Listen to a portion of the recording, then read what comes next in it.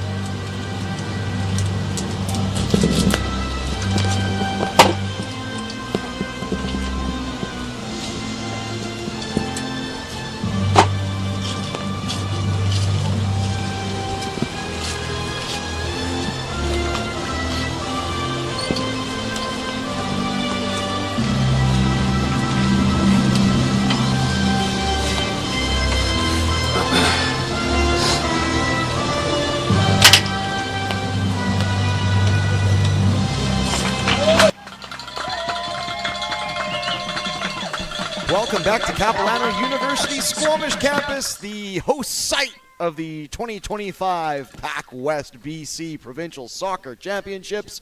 It's a semi-final doubleheader today. The women's result in the books, Douglas advancing on PKs where they'll meet VIU on the women's side. And right now it's another Douglas encounter as their men look to take on the Capilano Blues with the victor moving on to meet the reigning champs and finalists, the Langara Falcons. Cap finishing third on 12 points this campaign in 2025. Meanwhile, Douglas, on a great run of form to end the season, finished second on 20 points. Capilano going 1 win, 1 draw, 2 losses against Douglas in the 2025 regular season. A 1-0 victory, a 2-0 loss, a 3-2 loss, and a 4-4 draw. So there is goals in this encounter across this rivalry. As long as 2025 has something to say about it anyways.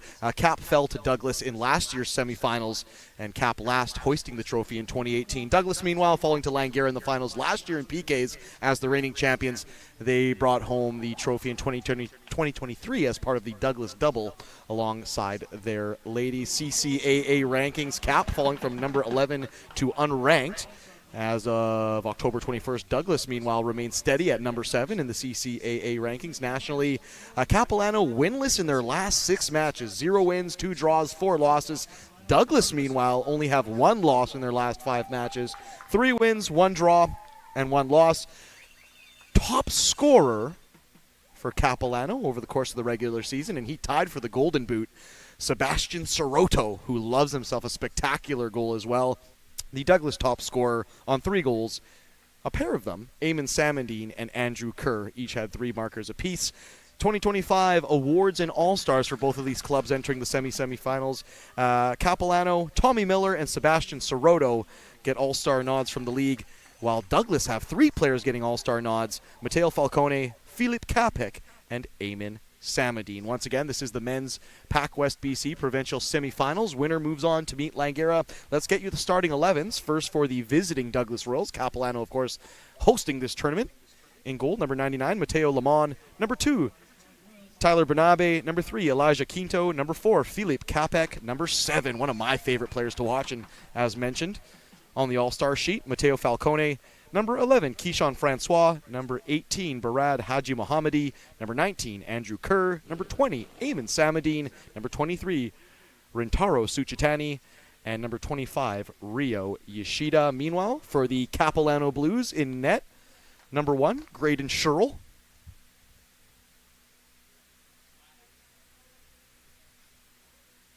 Outfield players, number 5, Marcos Navarro. Number 7, all-star nod, Sebastian Soroto. Number 9, Aiden Ali. Number 10, Tommy Miller. He also got an all-star nod as well. Number 11, Zach Gabrice. Number 12, Aiden Adams. Number 13, Stefano Dal Sasso. Number 17, Andrew Cerquera. Number 19, Eric Town. And number 22, last but not least, Tate Davidson. The head coach for the Blues is Steve Miller. Head coach for Douglas, meanwhile, Robbie Tour.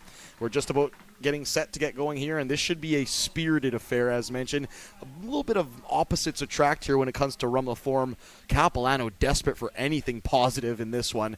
No wins in their last 6. Meanwhile, Douglas are rounding into the form right at the perfect amount of time. They kind of had a bit of a middle lull to their season which didn't really do them a ton of favors, Douglas, or they might have been competing with Langara for top honors. They won their first 2 games, then went on a bit of a slide, and then pulled up their socks near the end of the season and had a really good finish.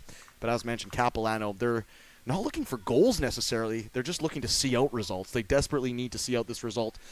If you're a Langara supporter in the finals, you pretty much want to see what just happened in the women's semifinals. A lot of injuries.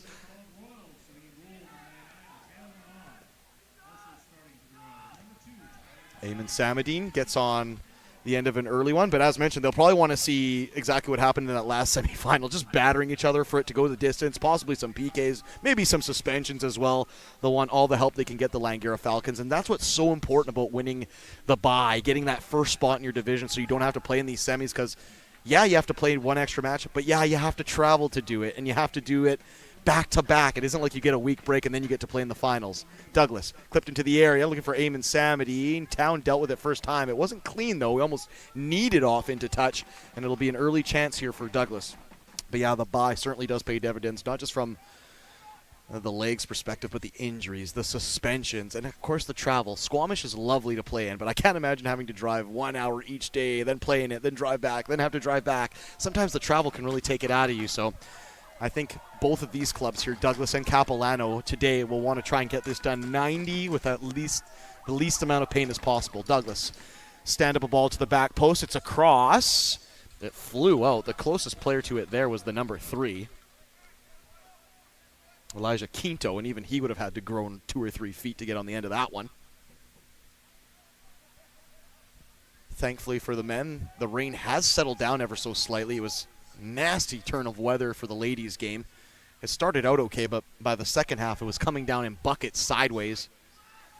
And I'm not too embarrassed to say that this broadcaster actually took a tumble down a hill here at Capilano University, and my pants are covered in muck now. So sometimes these kind of things happen. You play the elements.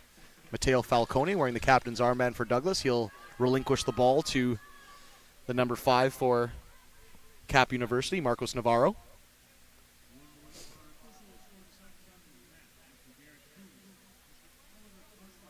It'll be Del Sasso, the number 13, standing over this free kick right up Main Street.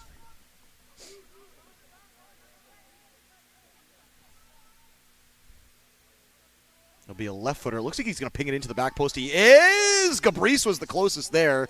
It looked like Quinta had him well marshaled, and once again, he probably would have had to groan by leaps and bounds in the span of a couple seconds, but good effort there by Gabrice, who, with the highlighter blonde hair, was willing to chuck himself at it under pressure from Quinto.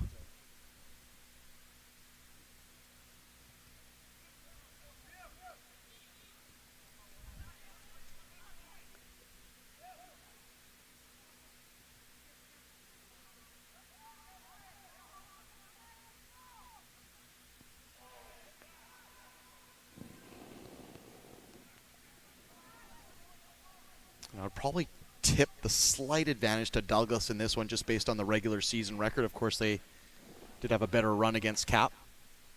They had 2 wins, 1 loss, 1 draw. High scoring as well, but like I said, Douglas has really rounded into a nice little bit of form at the end of the season, and this is a repeat of last year's semifinals where Douglas did turn over Capilano. There was a bit of controversy. If I'm not mistaken, they probably should have had a player sent off for slapping, I think it was Del Sasso, in the face. But the referee erred to let him play on, and the player actually ended up scoring and contributing to the victory. So I felt for Capilano last season in this encounter, but I'm sure they'll be looking to make amends on their home park. Aiden Ali almost gets behind the back line. It's really good goalkeeping there by Mateo Lemon, as I think it was Soroto who, or beg your pardon, it might have even been Del Sasso who tried to swerve that ball forward for Aiden Ali. And Sebastian Soroto, the Mohawked Sebastian Soroto. I miss him when he used to have the streaks and the blonde in his hair. I think that was last year. It was a different Soroto, maybe, his twin brother. Because when he showed up this year and I called the first match of the season, Capilano versus Langara, and he didn't have the streaks, I was kind of let down. I'm not going to lie. It's become his signature, Soroto. Oh, my goodness, that's a dicey challenge. I think it was Suchitani who kind of slid in between the 2 number 7s. It was the 2 Italians, Falcone and Soroto, 7 and 7 apiece, who were battling for position, but Suchitani just flew in there and knocked it off of Soroto. It actually ended up being a little bit of a half chance for Douglas. We're 5 minutes in, and we're still waiting for our first real chance. Aiden Ali had a good little spray forward too earlier, so.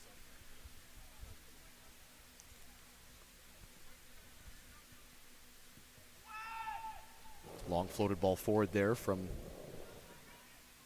Graydon Sherrill, who of course brought home Team of the Week honors for Week 6 in the PACWEST. So he didn't get himself on the All-Star sheet, but a nice little nod for his contributions I should say, for Graydon Sherrill, who despite losing 1-0 against Langara last campaign, or on the last game of the season, he was massive. He was fantastic. That could have been way worse than 1-0, so kudos to Graydon Sherrill.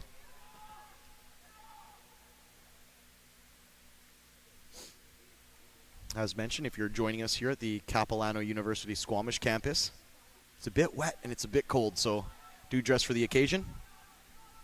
The rain is holding off ever so slightly. Also, if you're driving up, the fog and the mist has really settled over the Sea to Sky corridor. It was a clear drive up for me this morning around 9:10 Pacific, but it quickly kind of got blanketed in a thick gray cloud and smog and haze shortly thereafter. So it's a perfect kind of misty mountain setting for a soccer tournament in the mountains. Very BC-esque. Great backdrop here as well. Capilano have a real chance here, by the way, to get on the score sheet. I believe it's Gabrice. No, it's not.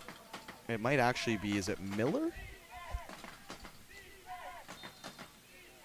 Yeah. It might be Miller.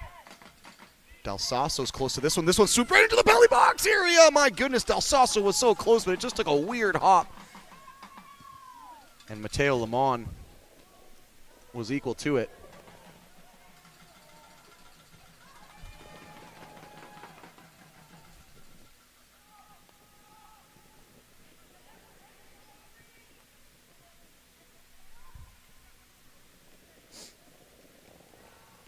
Del Sasso with about as entertaining a clearance as you're ever going to see. That was a judo kick, and the ball was on the ground, so style points there for Del Sasso. Soroto working a quick 1-2 with Miller. Can he get it through? Soroto, can he have a shot here? There's a real chance. Soroto stopped. Great chance. My goodness, and they were in a sea of white shirts. It's still coming. Ali's in there trying to bash one in on the head. Good spell of play here from Capilano. Andrew Sequeira has retrieved it down by the near touchline now. Sequeira. Ooh, a little bit of a slew foot there from behind from Sequeira, but back to that chance. Tommy Miller and Sebastian Soroto seemed like they were just charging forward at a pretty steady click. And Miller just feathered the ball through probably like 2 or 3 sets of legs right onto the onrushing foot of Soroto, who kind of had to take a touch to get himself a bit of space. And by that time, he was already too close to Mateo Lemon. He did get the shot away, but Lemon, who was prone on the ground, made himself big, and I think he took it in the chest. Good chance there from Capilano early in this one. Ball headed straight up into the air, top of the box. Not cleared. Tate Davidson gets pushed from behind. This will be a free kick right in a good area. This is about 25 yards out, dead central. So whether it's Del Sasso or maybe even Soroto, or maybe even Tommy Miller, if they can get it up and over the wall, or dare I say try something tricky along the ground, this could trouble Mateo Lemon. And now the rain really starting to come down here. I gave it the kiss of death. I'm sorry, everybody.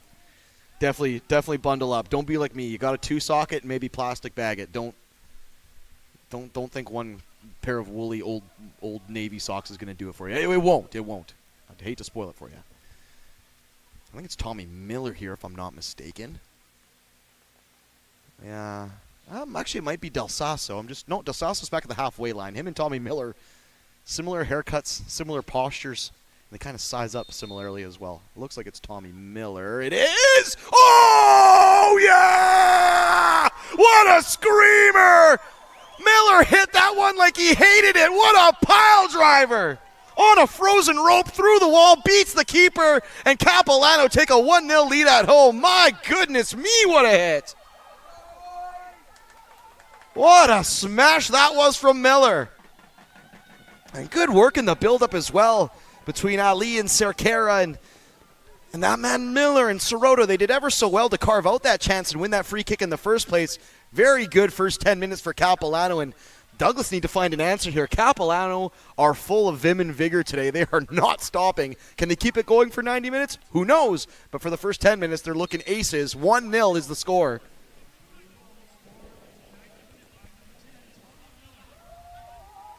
Wow. What a goal. We've seen some scorchers here today. Aaron Bandel had a great one from 25 yards out in the last game. Annette Hernandez had one from 40 yards out in the last game. And now Tommy Miller from a free kick, 25 yards out, dead central. He smashed that one with the outside of his foot. There was no chance. And Mateo Lemon went the right way. He guessed the right way, and he might have even gotten a fingertip to it, but it was hit with some kind of venom. My goodness. Yeah, good stuff there from Tommy Miller.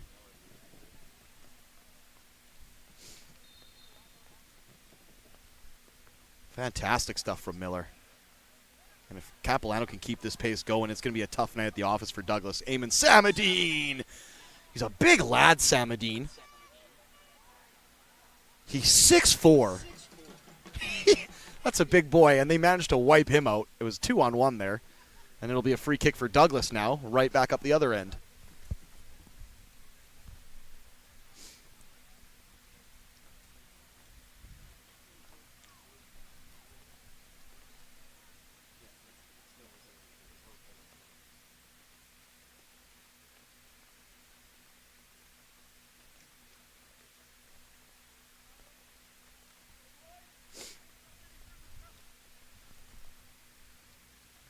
Keyshawn Francois and Mateo Falcone. It's probably going to be Falcone.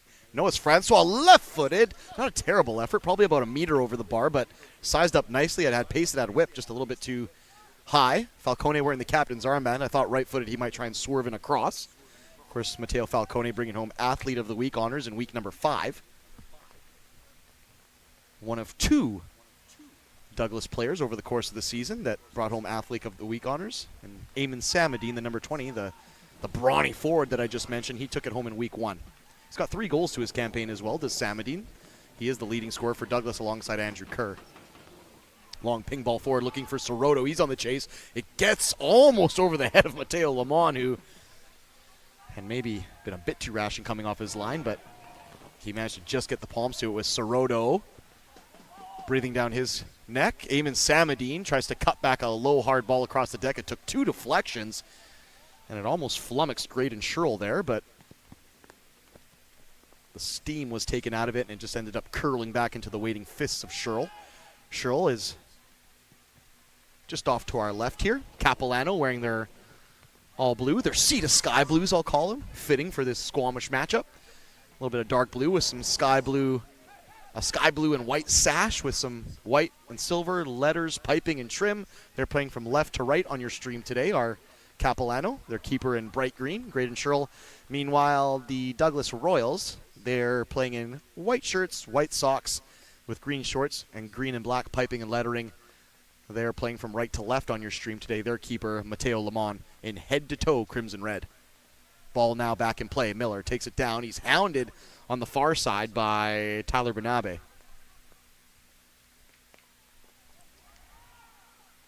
That was Aiden Adams who tried to work a 1-2 with Tommy Miller up that left-hand side. It just didn't come off.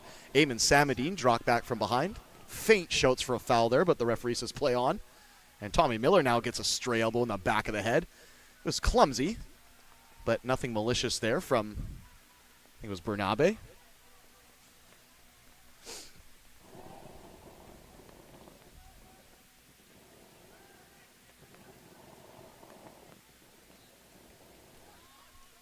Capek. All-star nods for Philippe Capek. I'm just looking at the all-star nods. There weren't a ton of defenders on the list. Capek and Omura from Langara are the only 2 defenders getting all-star nods. And Philippe Capek, definitely the type of central defender I'd like to have on my team. Big, brawny, but still skilled. He's got very delicate feet. He can play a ball forward, but when it comes time to doing the boiler room job of throwing some heads into some nasty areas or throwing in a tackle to clear something, Philippe Capek's usually the man for the job. Cerquera tries to squeeze between 2 or 3 Douglas Royals. He does well to back into, I think it was Haji Mohammadi there. Kept it alive ever so slightly. Aiden Ali tried to flash in and win it as well, but Douglas eventually come away with it. After conceding the goal, it's been mostly Douglas. They've settled in nicely after that free kick opener. Ball on the deck looking for Samadine. It's not clear. Eric Town does well to take it off of his fellow number 19, Andrew Kerr. Ball laced forward in the left channel for Tommy Miller to race onto, but He would have had to morph into a cheetah to get into that one. That was probably about 30 yards ahead of him.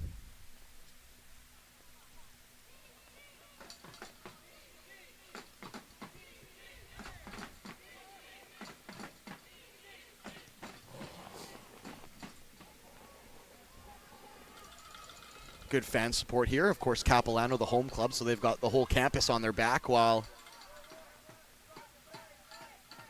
Douglas have traveled well, and they've traveled with supplies and amenities. They've got bells, they've got horns, they've got whistles. Somebody let off a green flare smoke bomb after the Douglas ladies made the finals earlier today. They've got a barbecue pit. They've got a fire pit. I think they had a vuvuzela or a rusty trombone or something over there as well. All sorts of amenities for the Douglas visiting support.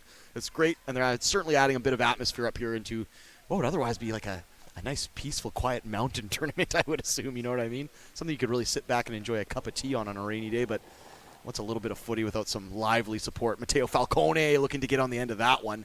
Further advanced Falcone usually plays in a bit of a deeper role, but I think they're trying to get him a bit more forward to link up with the Andrew Kerrs and the Samadines and maybe the Keyshawn Francois of the world.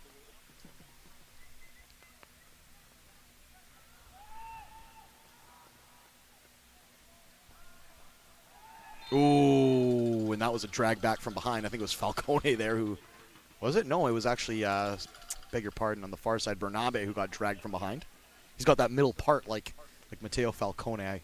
I'm keen on the hairstyles and the boots of soccer players because it helps me identify them when they're on the park, especially from this kind of distance. Free kick the way of Douglas now. I think it's Haji Mohammadi standing over it. Yeah, it is Haji Mohammadi. He's got some distance to clear, though, and two sets of defenders. Oh, that's a well-placed ball! My goodness. I think Tate Davidson of the Capilano defense flew in and get a touch on that one. I thought he might have glanced it into his own net. That was a bang-bang play, but thankfully it carries out into touch, and it'll be another, I beg your pardon, it's a corner kick. Matteo Falcone over to take from this near side.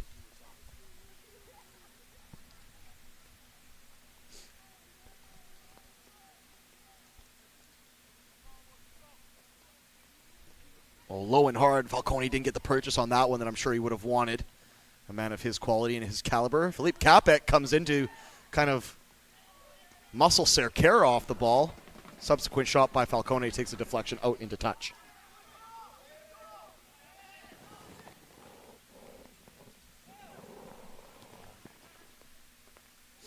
Oh, good turn there by Eamon Samadine, and that's kind of Samadine's game. He likes the ball right into his feet with his back to the defender, and he just likes to take and roll and get himself into the area and just muscle his way in.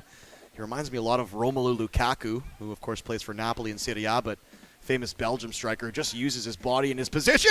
Great shot by Samadine! Just as I was trumpeting his praise, he does the business. Muscles his way to the top of the 18. Blasts a shot. Graydon Sherrill got a piece, but it sneaks between the wickets. 1-1 here in the 18th minute.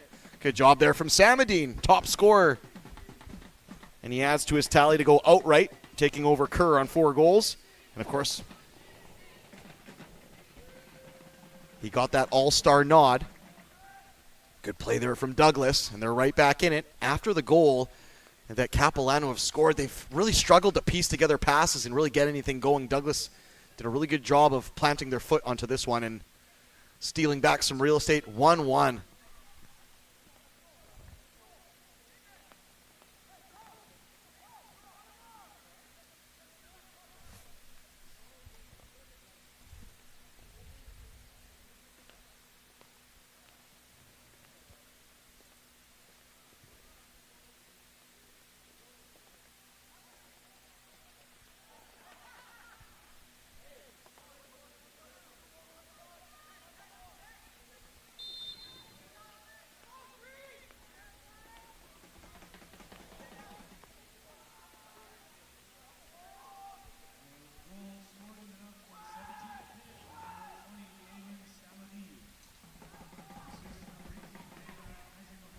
Haji Mohammadi awarded the assist on that one. It was tight, intertwining play outside the top of the 18, but like I said, Eamon Samadine, very Lukaku-esque. He doesn't need a lot of space because he'll just muscle his own space. He'll create his own space. Matteo Falcone, he got tossed around like Jazzy Jeff there. Just grabbed him by the seat of the pants and the collar and threw him forward.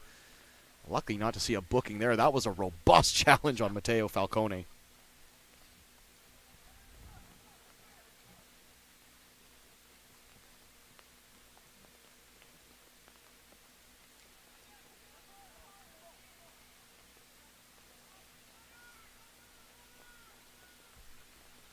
Long-ranging free kick from Haji Mohammadi. That's helped on by Andrew Kerr.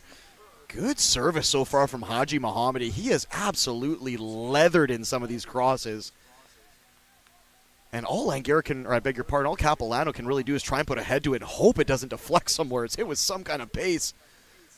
So whether a Douglas player gets on the end of it or a Capilano player has to redirect it, I don't like the defensive chances there. It's really good service from Haji Mohammadi, who's causing all sorts of trouble for the men in blue at the moment.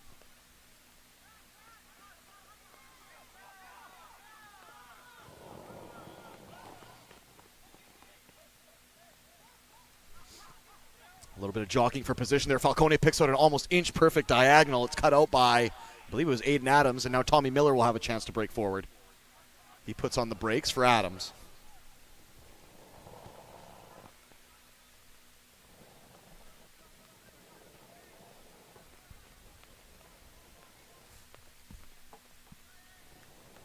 Cerquera right in the center circle. He takes turns, pivots to his right. Tate Davidson's on a heck of a lung-busting run, but unfortunately Cerquera pinged it right into the waiting feet of Ryo Yoshida.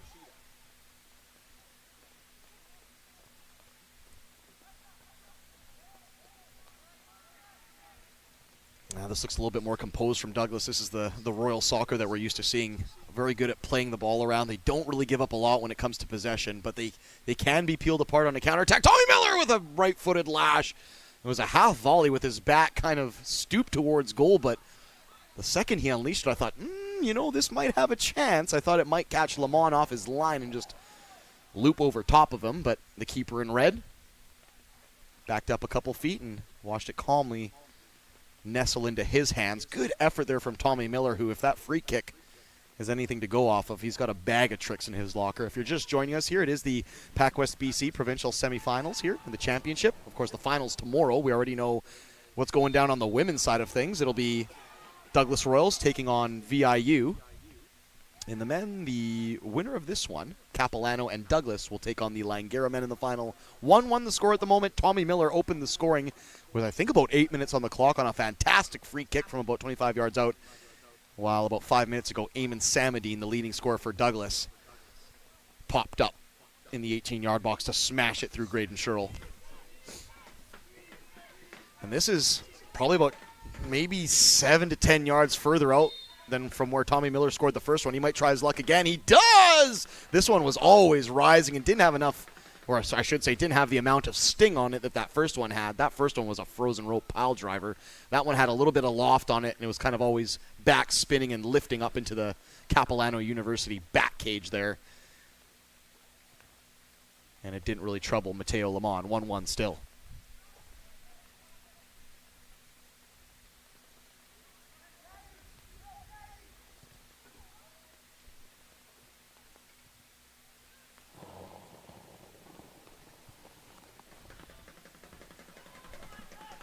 Kerr.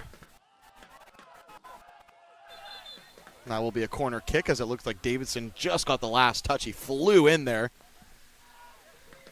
And those kind of runs in the channel with the winger chasing have been a bit of a widowmaker here today in Capilano. Two Langara players went down chasing similar style balls. Ball from Ryo Yoshida. He just got far too underneath it and didn't end up troubling, I beg your pardon, the keeper, Graydon Sherrill. But yeah, those lung-busting runs in the channel to the goal line to try and cut in across, it's done some damage to a few players here today, especially on a wet surface. And despite it being pretty fresh new turf here, it will still hold up and grip the studs more than, say, some grass. And instead of sliding, sometimes you hold up and buckle and case a little bit. So the turf can be quite unforgiving on some types of tackles and slides where sometimes your legs and your hands and your elbows can get trapped underneath you. More awkward than anything else.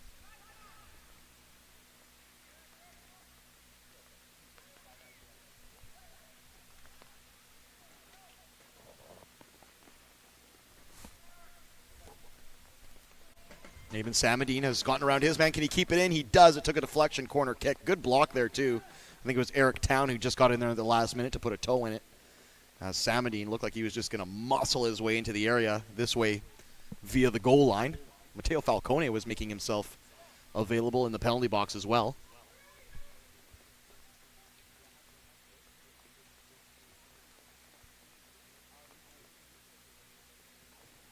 Keyshawn Francois plays it short. This could be dangerous. Everyone's sucked into the goal line. Good cross there. Capek! Oh, my goodness. That was almost a free look. It'll be another corner kick.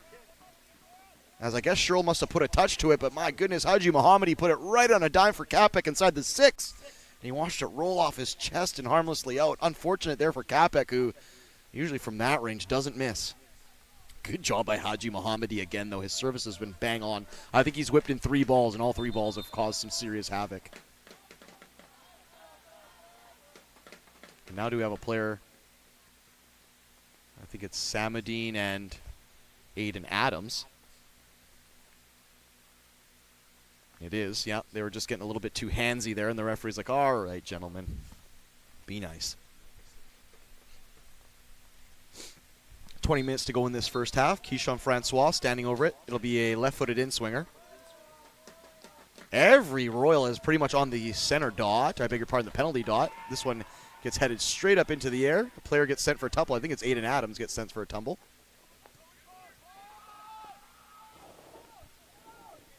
Good defending of that second wave there for Capilano. It looked like Douglas wanted to go right back in, but Capilano forced them out. Samadi now. Good tackle there from Del Sasso, who I think Samadi had a handful of his shirt and was trying to just bully his way into the area, but Del Sasso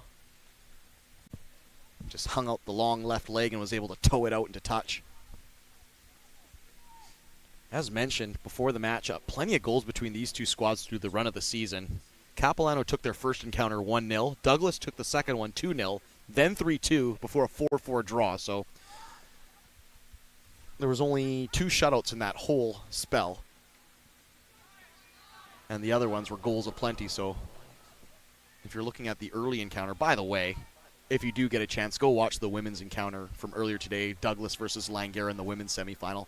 Probably one of the finer matchups you'll see in the PACWEST. A 3-3 draw followed by 4-3 on PKs and a handful of absolute belters for goals. Eamon Samadine trying to get the inside of Town. Town's just riding him. Samadine's actually fallen down here. It's good play. Samadine can't believe his luck. He thought he was dragged back, but it's actually really good defending by Town, who just stayed patient with him. Tommy Miller now wins it down on the chest, but was bodied off of it by Philippe Capek.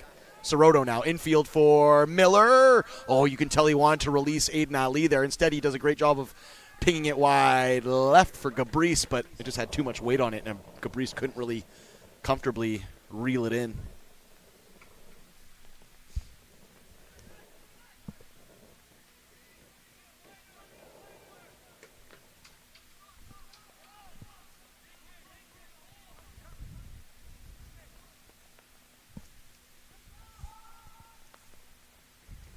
Capek. Left-footed blast in the channel for Falcone to chase. He's actually going to get it onto the end of it, Falcone. I thought he might have been hard-pressed to, but it held up just enough for Falcone, and he was on his bike. He was busting a gut to get there. Inside for Samadine. He didn't control it cleanly, though. That might have been a real chance had Samadine been able to keep it alive. Ali and Miller now. Ali's going to have to try and break a track record to get to that one. Philippe Capek, I think, had the body position on him anyways. Good effort from Aiden Ali, who I've always been impressed with. He's hasn't always popped up on the score sheet as often as you would like a player of his caliber, but the work he does for the team is unmatchable.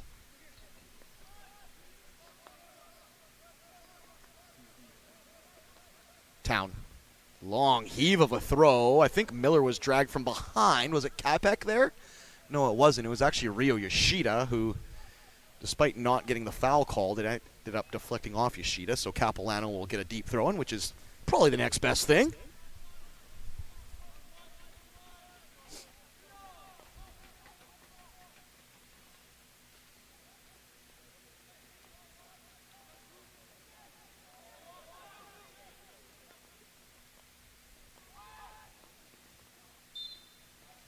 Foul there against Capilano. A little bit of shirt tugging and argy-bargy in the area. I think it was Tommy Miller, who has probably been the brightest spot today for Capilano, and I'm not just saying that because he scored the goal. It seems like whenever he gets the ball at his feet, he's wanting to create, he's wanting to do something, he's wanting to get in the mix, you know, so good to see there from the youngster, number 10, Tommy Miller.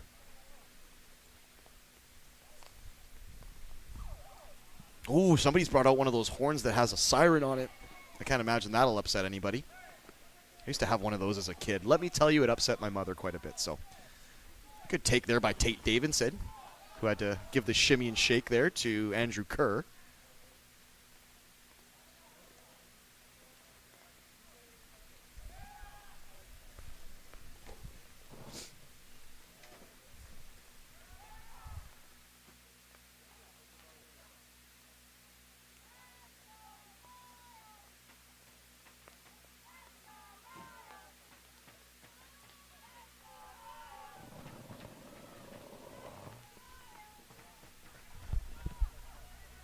Ball in the right channel there. It was a good run there from Tyler Bernabe, who doesn't get forward a ton, but that time he was willing to get up the park. Unfortunately, he just didn't get the ball, and now he's forced to make his way back, and the number 3 will have to cover for him. Is that Soroto? No, it's Tommy Miller again.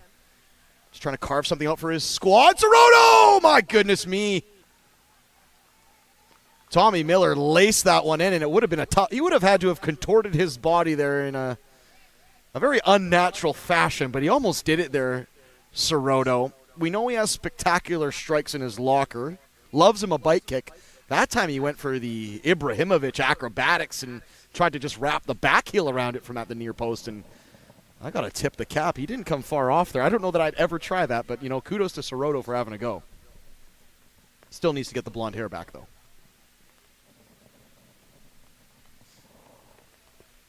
Yoshida, I beg your pardon, that was Bernabe with a throw-in, and Samadine is just going to put his arm out and try and soldier his way into the penalty box. It's Route 1 football from Samadine, but if it works, why change it? He's won the corner kick.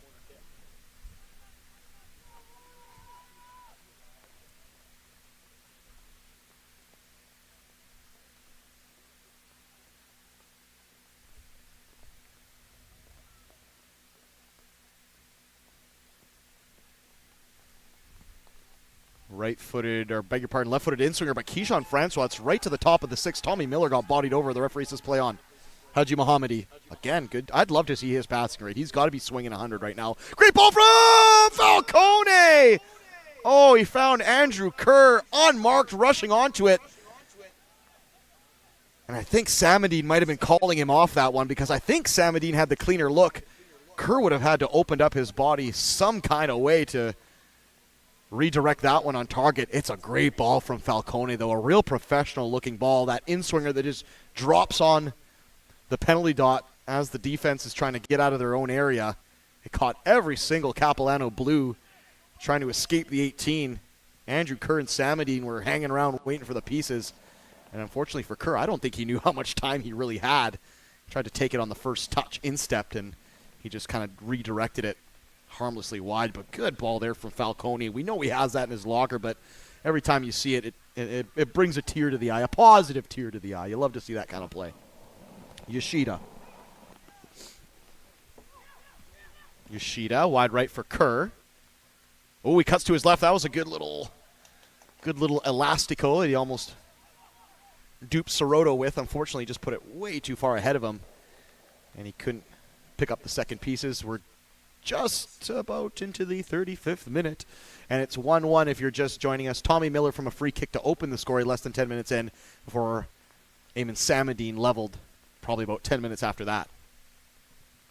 It's been fairly even since, but slight edge to Douglas. They spent a little bit more time in the offensive zone, and they look a little bit more composed on the ball. Capilano look a little bit more like they're going to have to score on a free kick, a set piece, or a counterattack here today, because Douglas looked like they're willing to control proceedings.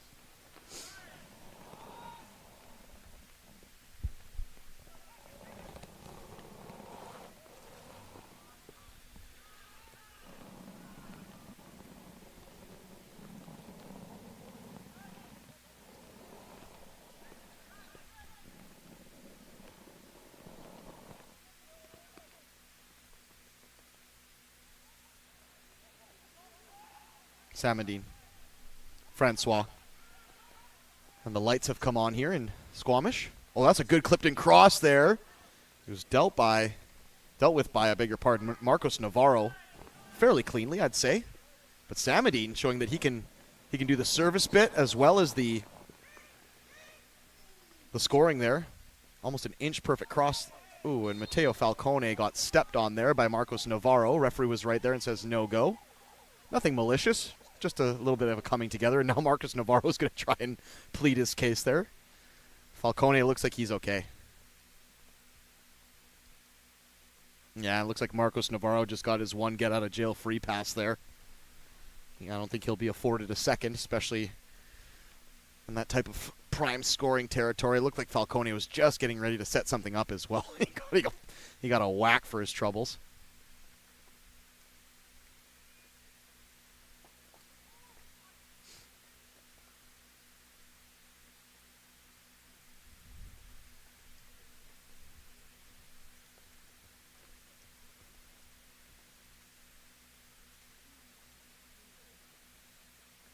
I beg your pardon, it's Haji Mohammadi who's going to have a look at this one. A Coquitlam native. Like I said, he hasn't played much wrong today. He's going to go for a clip ball into the back post. Easy stuff there for Graydon Sherrill. That might be one that Haji Mohammadi would like back. He was just trying to plop that one down on the penalty dot, but it just had a bit too much loft on it. And all Graydon Sherrill had to do was just kind of make his way off his line and wait for it to land in his waiting arms. Yeah, it's long ball city from Capilano at the moment. I don't know if the game plan is to attack on the counter or try and get one from a set piece. But at the moment, Douglas are comfortably controlling the run of things.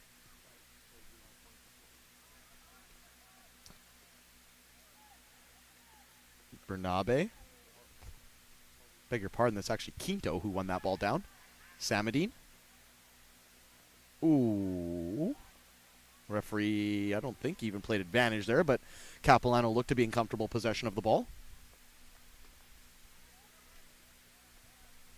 As mentioned before the broadcast here, Capilano winless in their last 6 matches, 0-2-4. Douglas only 1 loss in their last 5, 3-1-1.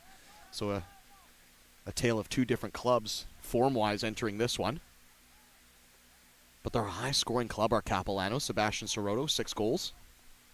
Almost double the output of the leading scorer of Douglas over the regular season, Samadine and Kerr. And Cap probably have a bit of a bee in their bonnet from last year. They fell to Douglas at this exact stage of the tournament in somewhat controversial fashion. And they'll be looking to get back to the promised land. Capilano haven't hoisted the trophy, the PACWEST BC Championship, since 2018. Douglas, meanwhile, last winning it in 2023 as part of a double winning squad alongside the Douglas ladies, I beg your pardon. Samadine. Long ball on the deck, and that's an even well-weighted ball for Kirk. Can he get a shot away? Oh, Tate Davidson just got the featherest of touches there to take it away from Andrew Kerr. What a good ball there. I think it might have been Haji Mohammadi again. And it just was a ball's width over the head of Eric Town, landed right on the chest of Kerr, and it wasn't for the pace of Tate Davidson, and he had to be risky with his tackle, let's be honest here. He gets it just right, though. Tate Davidson saving the skin of the Capilano Blues there. Soroto now. He hasn't had a touch in a little while. He gets one. It gets back to Davidson now. Town clips one into the middle of the park. It didn't have nearly enough weight on it, and he's caught out of position now, Town. Falcone, good backtracking run by Navarro, who I think won the ball there, if I'm being honest. And if he gets booked here, that might be a tough one to swallow for the number 5. He might have just clipped the heels or the Achilles of Falcone on the way by, but for me, it looked like he just got in front of him in the nick of time. But what do I know? I'm just the broadcaster. And there is, the yellow card for Marcos Navarro. And after having stamped on Falcone earlier, he'll have to be on their best behavior. And he'll have to be on his best behavior, I beg your pardon. It's a shame because outside of those 2 kind of interactions with Falcone, he's been pretty clean today. Navarro, he hasn't gotten a lot wrong, but now he's going to have to be pitcher perfect. And he doesn't have a whole heck of a lot of room for error moving forward. 5 minutes plus change before both sets of players head to the halftime locker room, and I think a 1-1 result here would be, I think, good for Capilano. Douglas will be hungry for a second, though.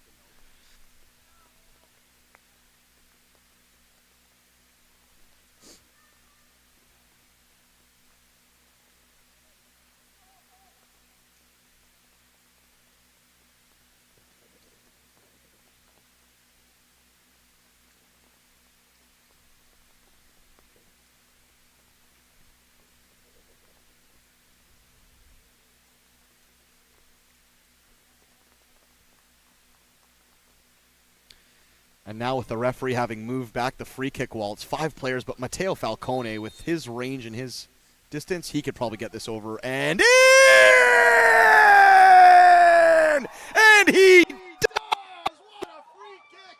That's set up perfectly for Falcone. He lifts it over the wall, and no chance there from Graydon Sherrill. Might have even caught a lick of the crossbar on the way down as well. My goodness me, we have seen some scorchers in Squamish. Tommy Miller had a free kick goal in that first half. Matteo Falcone says, what you can do, I can do better. 2-1 Douglas. Oh, what a shot.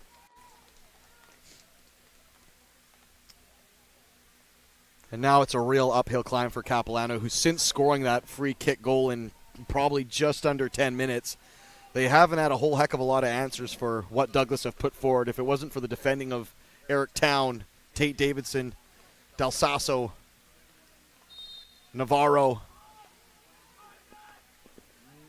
you feel it could be even worse here in this first half. Tommy Miller looking to get on the end of a long, rangy ball. Sebastian Soroto as well. Almost harries the keeper into a mistake there. It's well deserved by Douglas, though, and what they've lacked in gilt edge chances, they've just controlled, or they've just made up for in control of the game and good passing, and they just look a bit more cohesive than Capilano at the moment through in this first half. But what a bit of magic there from Matteo Falcone. And if that wall hadn't been moved back to 12 yards, I don't think he's getting that over the wall, because he just knuckled it over the wall. It's a great free kick from Falcone.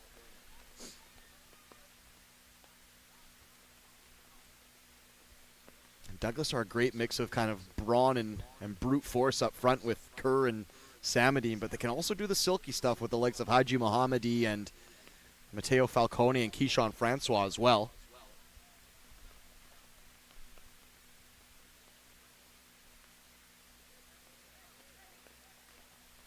I'm not sure what the holdup is here. And there we go. I thought a substitution might have been being made. Long floated ball into the penalty box. Top of the area anyways. Del Sasso wins it cleanly down. Falcone got a chunk of Cerquera there.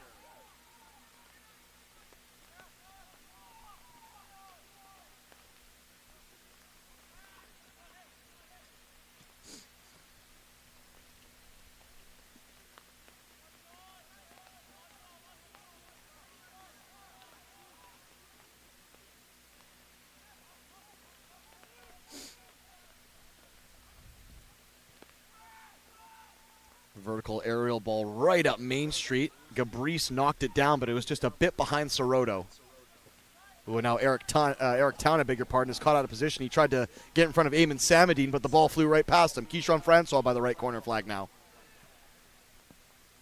Ooh, good shimmy and shake there by Francois. He's just trying to tuck himself inside on Aiden Adams. It'll be a deep throw in the way of the men in white. Probably about a minute and a half plus. I can't imagine more than 2 minutes here of added time in this first half.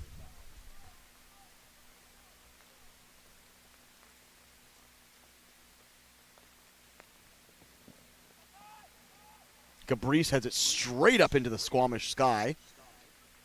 Aiden Adams was right there to pop it out into touch, right in front of the PACWEST stand-up banner by the right corner flag.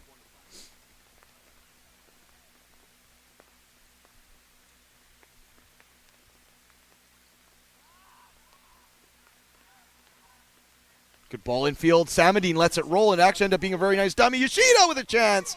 That one's charged down. He slipped as he uncorked it, and that might have just helped the block there for Soroto. Capek splits the wickets to Falcone. Back to Yoshida, who helps it on. Douglas do ever so well of connecting passes and keeping plays alive. Keyshawn Francois goes for a blast. That's charged down. Matteo Falcone ready for a shot. This is going to be a real chance here. Ooh. Falcone from that range, you would expect to maybe do a bit better and test the keeper. He tried to pick out the far left post of Sherrill's net, and Sherrill just had to stoop down to a knee and calmly claim it. He was at the top of the 18, Falcone, and he was kind of just trying to skip and scamper away from tackles. Samadine tries to roll it into the path of Falcone again. This time it's just a bit too central, and Eric Town will just shepherd it back to Graydon Sherrill.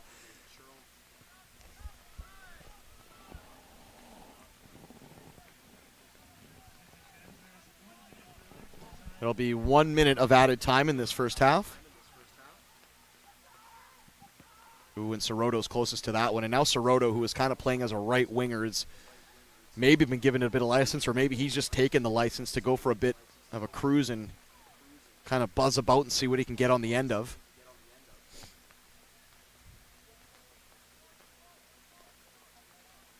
Is it going to be a corner kick? No, it'll be a deep throw. It'll be Del Sasso, who we know has a real barrel of a throw if he can get this into a naughty area.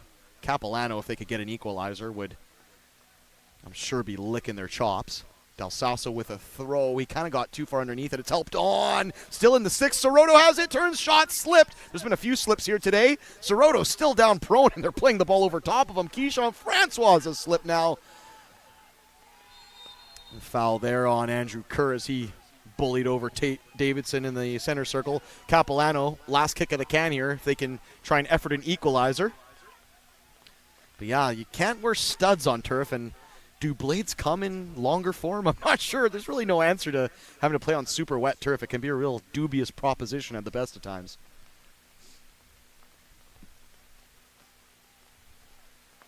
Graydon Sherrill lifts it to the back post. It's nodded on by Del Sasso. I think it came off his shoulder. And it's going to be the halftime whistle. A very busy halftime as well. Capilano opened the scoring with a Tommy Miller free kick less than 10 minutes in.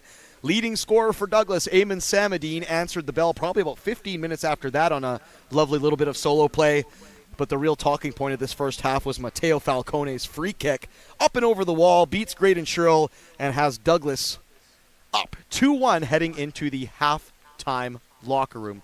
We'll take a very quick break, and we'll come back with the second half of this men's PACWEST semifinal. The winner of Douglas and Capilano move on to meet Langara in the finals tomorrow right here at Capilano University, the Squamish campus. And, of course, earlier today, VIU found out who they'll meet in the gold medal match. It'll be the Douglas Royals after they took down the Langara ladies 4-3 in PKs following a 3-3 draw. But right here, as mentioned, Douglas men up 2-1 on Capilano. Halftime coming up. And 15 minutes later, we'll get you the second half. PACWEST Soccer, the Provincials, semifinal doubleheader, live from Capilano University, Squamish campus.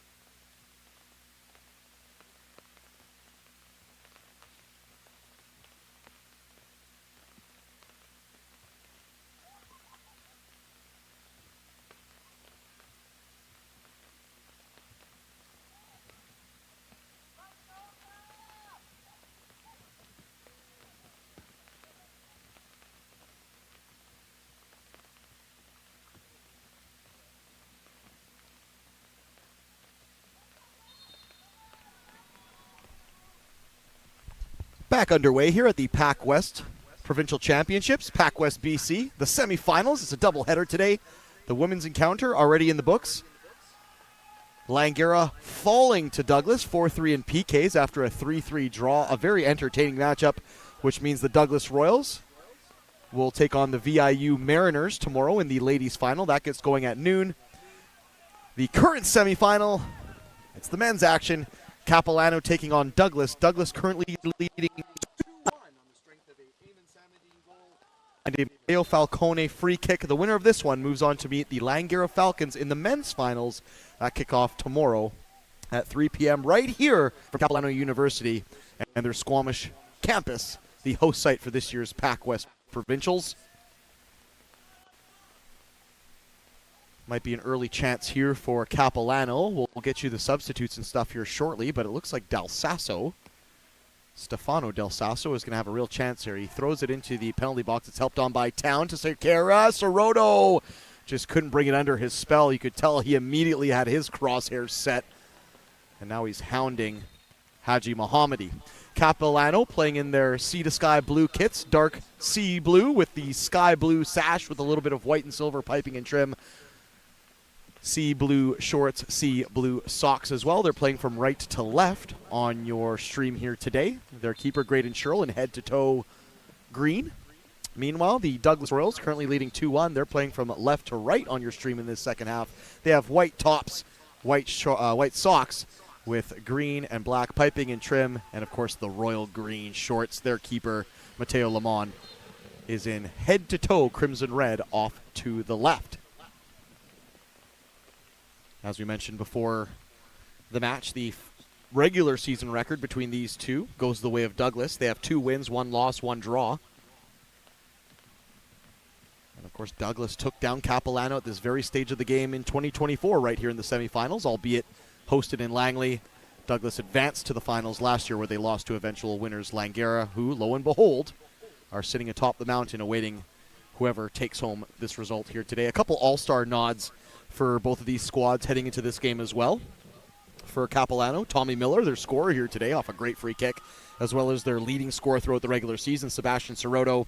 Douglas All-Stars, Matteo Falcone, who, again, scored here today, great free kick. Philippe Capek, their starting center back, and Eamon Samadine, who was their regular season leading scorer, and also scored in today's matchup as well. So lots going on heading into this one. Capilano entered third on 12 points, while Douglas were second on 20 points. So there was quite a bit between these two during the regular season as far as, I think Douglas has 3 more wins, obviously 8 more points, but the real kind of scene setter I can give you for this one is that heading into this one, Capilano haven't won a match in 6 attempts, whereas Douglas have only lost once in their last 5, so one team is in a little bit more of a blistering run of form than the other at the moment, but this is why we play the matchups at the moment. I should say at the moment as far as this match is concerned. Capilano probably in the better of possession, better of control. They look the more cohesive a unit. Capilano look, if they're going to get a goal, it's either going to be on the break, on a counterattack, or potentially on a free kick or corner kick. Here comes Eamon Samadine again. He gets in a shot, but my goodness, the keeper went down to stop it, but it was actually Stefano Del Sasso with a very well-timed slide tackle, and he had to be bang on inside the penalty box with the big lad Samadine bearing down on him, but well-timed tackle there from Del Sasso, who is definitely going to have his hands full. This is a chance here for Douglas. Falcone kind of just scampered and skipped and slithered his way into the penalty box, but he couldn't uncork a shot. More good defending again from Capilano. Graydon Sherrill gets his mitts on that one. One substitution of note that I'm just picking out here is Marcos Navarro, who took a yellow card, probably with about 15 minutes to go in that first half. He hacked down Matteo Falcone. Coach Steve Miller's taking absolutely no chances with that yellow card. He hooked Navarro at halftime.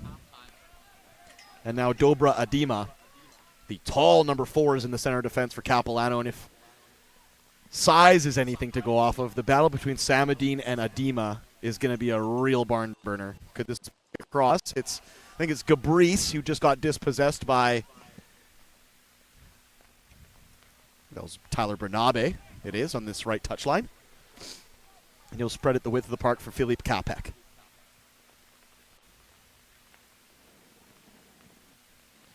And of course, each of these clubs have managed to defeat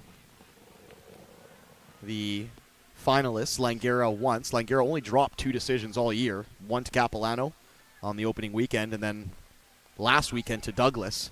So both of these teams have shown they can turn over Langara on their day, so they won't feel too intimidated heading into the finals. But Capilano has a little bit of a Douglas hoodoo to overcome at the moment. They just seem to not be able to get the run of the green against Douglas, except for that early portion of the season where they notched a 1-0 victory, slim albeit.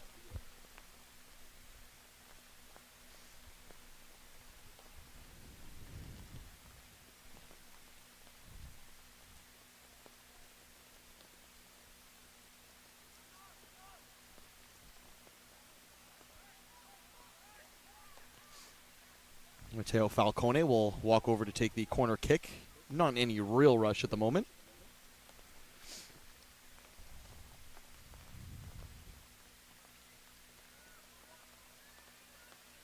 Be a right-footed in-swinger. Capek and Quinto and Samadine are all inside the 6-yard box, so this might just be a smash and grab here from Douglas, and Matteo Falcone might just try and create some chaos inside the penalty box. It's helped on by Capek. It launches out the far side of the area. It was helped on handily by Capek. He put a little bit too much steam on that one.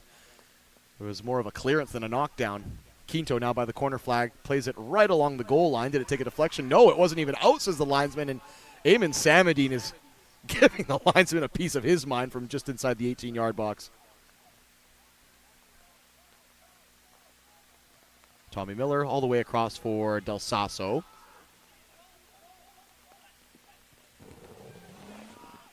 Tate Davidson Was going to have to bust a gut to get to that one. He was just trying not to concede the goal kick, so good effort there from Davidson, but now he's going to have to get back in position. And Keyshawn Francois is kind of just waiting to see if he'll do so. Eventually Davidson makes his way back.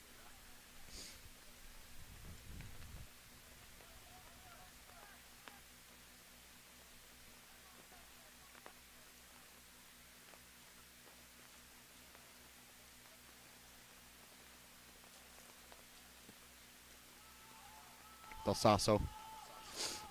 Douglas immediately activating their back line. They don't want to sit and bunker low. That's a good ball in for Gabrice. Can he put a touch across? He got the back heel to it. The flag does go up, though. Yeah, if Capilano are going to get one today, it might have to be quick, it might have to be fast, and it might have to be ugly. It might not be a clean one. It might have to be a send it into the area and wait for the pieces kind of one, because it doesn't look like Douglas are willing to give up much today. Their defense has been pretty tidy today. Only a free kick has undone them. And outside of that first 10 minutes where Capilano more or less just willed their energy onto the matchup, they haven't had any real trouble with the Capilano attack in this matchup. Adema, does he get there? No, he doesn't, but he manages to hoof it up the park and give himself enough time to get back into position as he chased Andrew Kerr over to the touchline.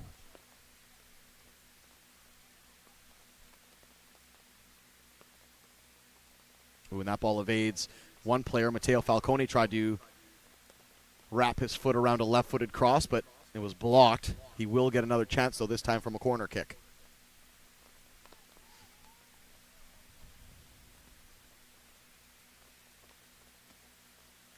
Right-footed, taking it short to the top of the area for Haji Mohammadi. Can he get a shot away? He thought about it. And then he put on the brakes and he plays it back for Quinto. Bit of a half-hearted ball across the area by Quinto, side-footed away by Del Sasso, and now Miller will have a chance to break if he can get it in his feet. It's going to pop out wide for Davidson. Can he beat Quinto to it? He can't.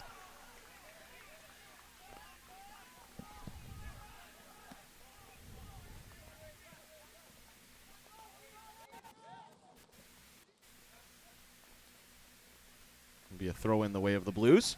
Tate Davidson will take a quick couple deep breaths. He's been up and down this touchline, my goodness. A couple times just in this last 10 minutes. Just looking at the youngster run hurts my knees. He's been busy today, though, has Davidson. He's made a couple really good defensive interceptions as well. Adema now. The ball rolls all the way back for him. He's forced to Graydon Sherrill. Tate Davidson now has a chance to bring it down. He tried to knock it on for Miller, but Miller hadn't read it. He had enough chance and time to take it down there, did Davidson, but I just don't think he got a shout from his teammates. He wins that header very nicely though over Matteo Falcone, and at the moment, Capilano are doing ever so well to win the ball back, but it's spent energy as they're relinquishing possession fairly quickly thereafter. They need to string together some passes to Capilano.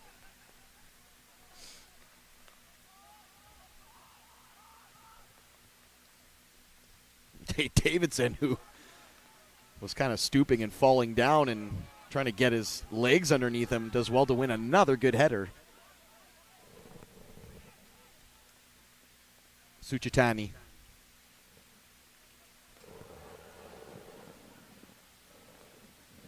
Gets two-handed from behind. Tommy Miller got a chunk of him. The referee says that'll be a foul the way of Capilano. My goodness. That's lucky for Cap because that looked like a Tommy Miller two-hander, and Suchitani was just trying to get himself off the deck before he knows it. He's being accused of fouling a man. This is where Capilano need to butter their bread right here. If they're going to get anything, it might have to be from a set piece. Tommy Miller, we know he has a very cultured right foot. To the top of the box, and Adema was there. Oh, that's a very harsh yellow card. Adema was right beside the goalkeeper, and he fell over. And yeah, Adema was a bit cheeky there, but he didn't clobber or wallop the guy. I don't think that's a yellow card by any stretch of the imagination. But once again, I'm the broadcaster, not the referee. So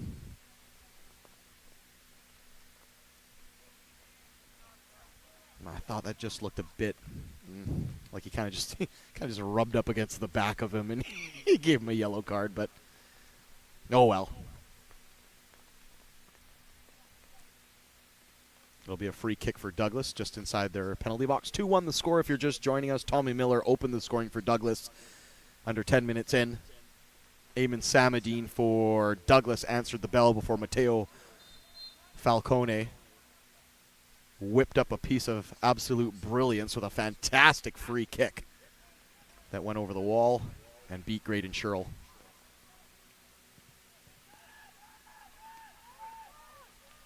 Sebastian Sirota was smothered by white shirts there, but still manages to come away with the ball. Gabrice now has it. Gets it past one. In fact, he was actually trying to poke it through the legs of Capek to find Sirota, but it took a deflection and the attack is snuffed out. I'm going to say this again. I'm probably going to sound like a broken record, but I think Capilano need to make the absolute most of those counter-attack opportunities and free kick opportunities as well. Yeah, I think this referee is calling it by the absolute letter of the FIFA playbook today, because I think Tate Davidson took maybe a 2-foot step forward on that free kick and the referee brought him back. So some will like that, some will be absolutely incensed by it. I don't mind it as long as it's consistent. And so far he's been consistent. He's called it by the letter of the law, but he's done it consistently. So no qualms so far for the referee. Substitution upcoming. It'll be 2 substitutions, 1 apiece. Looks like Ben Ellsworth is going to come on for Capilano in place of Eric Town. And I'm just trying to pick out the number of the Douglas player who came on. It's the number 9, Jack Spencer, who himself can be a real handful. So Jack Spencer in for the Royals, and Ben Ellsworth, I beg your pardon, in for Capilano, the North Vancouver native, playing for the home club.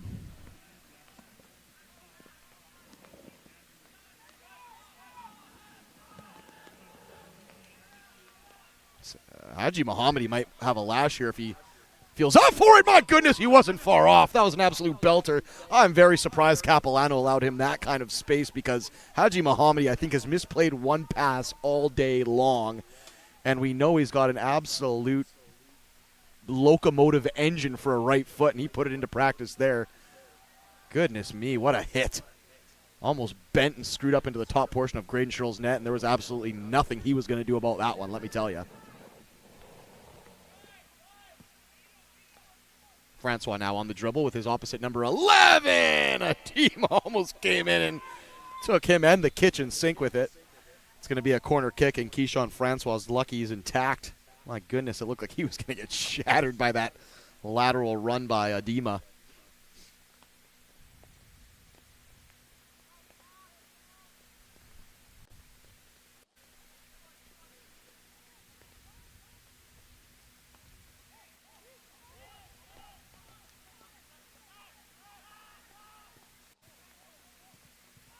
Side-footed away by Tommy Miller, who's playing awfully deep. Sebastian Sirota just trying to get the ball under a spell, and this has created a little space for himself. Sirota, he needs help, though. Plays into the path of Tommy Miller. This is a great ball. Capilano need to finish here. Miller needed to take that touch. Oh, Sirota had done all the hard work there. Fantastic play by the number 7. And an inch-perfect ball for Tommy Miller, but unfortunately, I don't know how much, if he knew how much time he actually had there, Tommy Miller. He tried to chest it down into himself so he could uncork one. The keeper hadn't come off his line either. Oh, that was a real, I know it will probably go down as not even a chance, but that was a real half chance there for Capilano with about 30 minutes to go here. And just after Haji Mohammadi had missed a glorious opportunity as well, albeit from distance.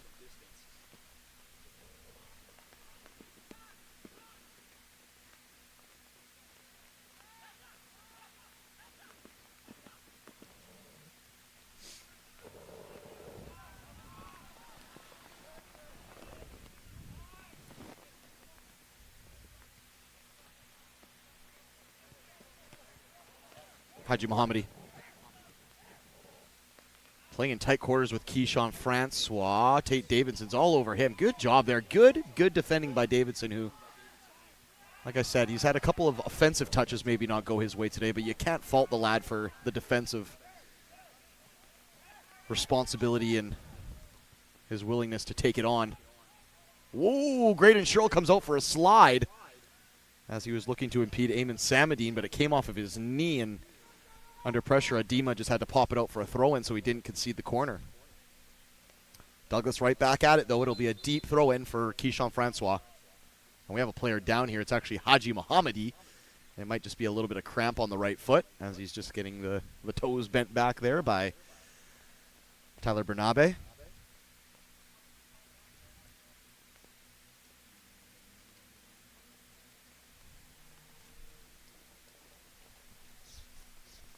As mentioned, Capilano University and their Squamish campus is the host site for the 2025 PACWEST Provincial Championships. First semifinal, lady style in the books. Douglas beating Langara. They're off to the finals to meet VIU tomorrow at noon. Douglas holding on to a 2-1 lead at the moment. Can they take it over the line here and book their spot in the finals for the third year running?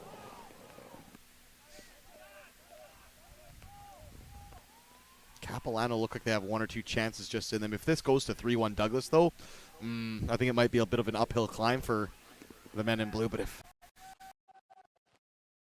themselves a goal here and get it equal, they might just buoy themselves heading into extra time, if it gets there. Which, of course, the ladies' match did earlier today. Straight to PKs as well. Goals in extra time and PKs.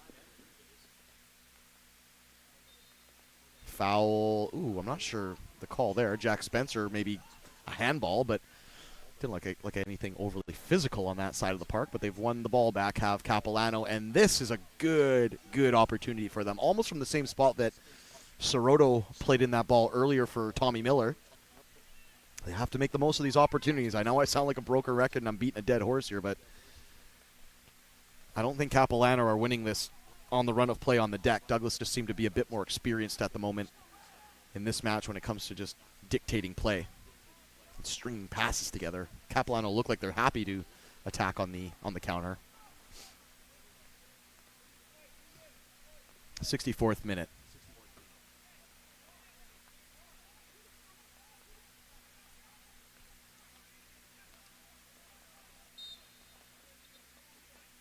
Be a left footer. It's right to the top of the 6-yard box. It's headed clear by, I think it was Tyler Bernabe. It flies out the wide portion of the area, and Haji Mohammadi will collect it before pinging a laser looking for Matteo Falcone, but now it's caught a couple Douglas players up the park. Tommy Miller into the path of Ali.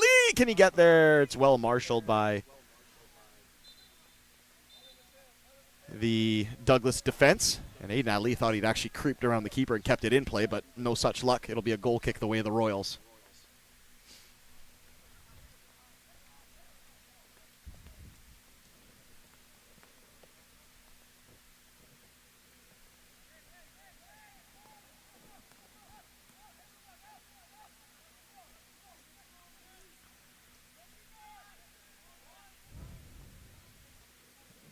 Mateo Lamont.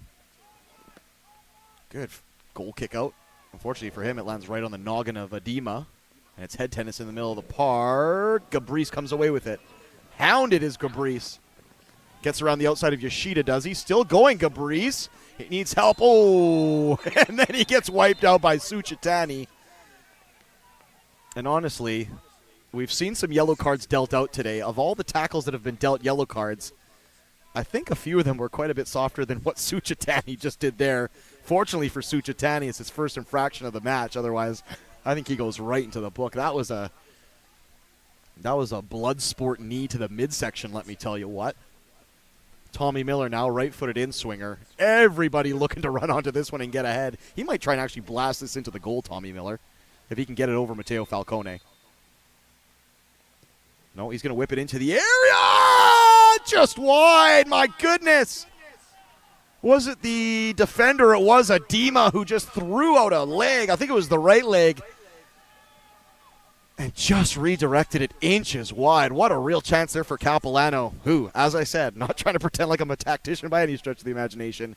They got to be good on their free kicks and their set pieces. There they were, and it almost got them a goal. Fantastic stuff there from Capilano. And Douglas doing just enough to bend but not break.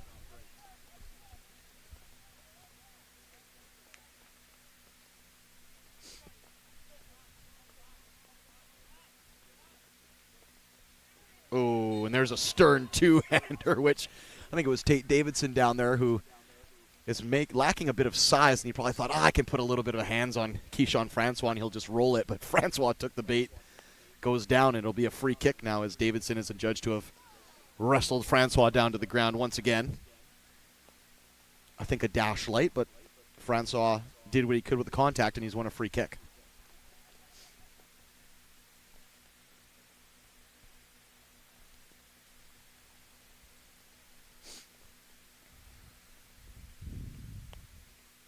.20 minutes plus stoppage and some change as well for Capilano to try and get themselves on the score sheet. As I mentioned, if it goes to 3-1, oof, that might be tough sledding for the Blues.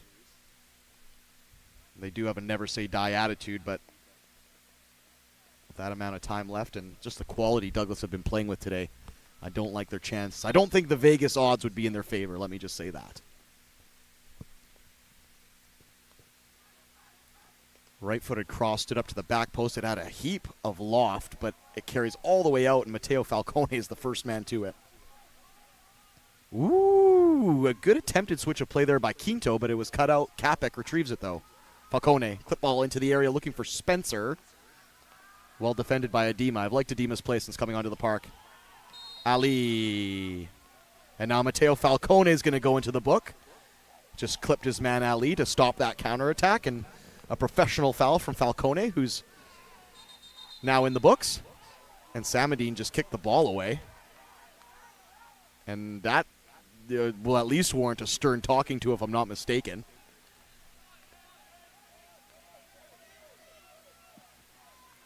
And yeah, Samadine now has to watch himself, and they'll have to watch themselves, Douglas. The last thing they want to do is get Samadine or Falcone sent off before the finals, because those are two gentlemen who stir the Kool-Aid for the Douglas Royals. They're key contributors. And I think it would be a massive loss if they were to be left off the squad for the finals tomorrow. If they were to make it, Capilano will probably have other ideas. Just getting a look to the mountains off in the distance. Some of the fog and the mist has started to settle, and you're starting to see some of the snow caps on the top of the peaks of the mountain. It's really picturesque up here in Squamish, whether you're driving up and see some of the fall trees with their leaves. You see the snow on the mountains in the background, and of course you have the beautiful house sound just off to your right or left, depending on which direction you're coming in. A little bit of sun peeking out this morning as well, so all four seasons heading up the Sea to Sky corridor. But on the pitch level, it's one season. It's fall and it's rainy. there's no sugarcoating that. I can't make that sound beautiful. It's rainy and it's wet out here. It's rainy and it's wet. 20 minutes to go between Cap and Douglas. But Cap kind of seem a little bit buoyed. They seem a little bit more energetic. They got a little bit of pep in their step in the last couple of minutes or so. They just have to make something of it now.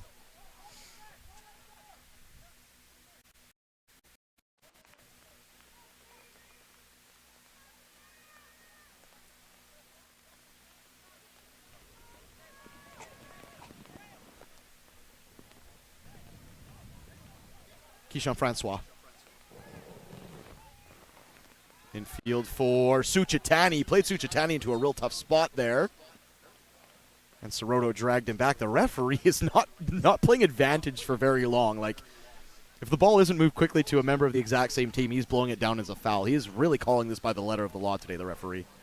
Samadine falls down, chasing Del Sasso. Tommy Miller now gets clipped from behind. He's going to have to ride back, tackle. The referee is playing this very strict, very strict. So if I'm both sets of teams and their coach, I'm telling them no fouls, no nothing, because the ref's going to call it. And he's being consistent. He's calling everything, which is fair. You either call nothing or you call everything, and for both squads, and he's doing it. So Matteo Falcone, who just got a yellow card, he needs to be on his best behavior now. He doesn't need to be clipping people and pushing people and cussing people. That's not really his game. He's the mild-mannered maestro in the middle of the park who wears the captain's armband. They need Falcone down the stretch to do the Royals. Long, heavy, weighted ball in the air from Adema. That cleared almost the length of the pitch, and it's an easy clutch and claim there for Matteo Lemon. Oh, FIFA 94 style drop kick to Keyshawn Francois. That's one by Davidson, who, once again, I know I'm trumpeting his praise quite a bit, but the youngster's won just about every aerial duel he's been tasked with, and it's up against guys who are probably a good 6 inches taller than him. I'm actually going to go look at that now. Keyshawn Francois is 5'11". Tate Davidson is 5'7", so 4 inches. And he doesn't look any bit shorter, does he, Davidson? He's rising like a salmon on a bouncy castle. Mad hops, as the kids say. Soroto takes it down again over the head of one. That's two, right-footed shot, just wide, my goodness. You know Soroto has that in his locker. Like I said, fancies himself a bite kick. He tried a very acrobatic, contortionist, gymnastic effort on net in the first half, and he almost helped Tommy Miller equalize in the second half, and that time he just about did it himself. He did a little seal dribble and a little keepy-uppy before unleashing a volley.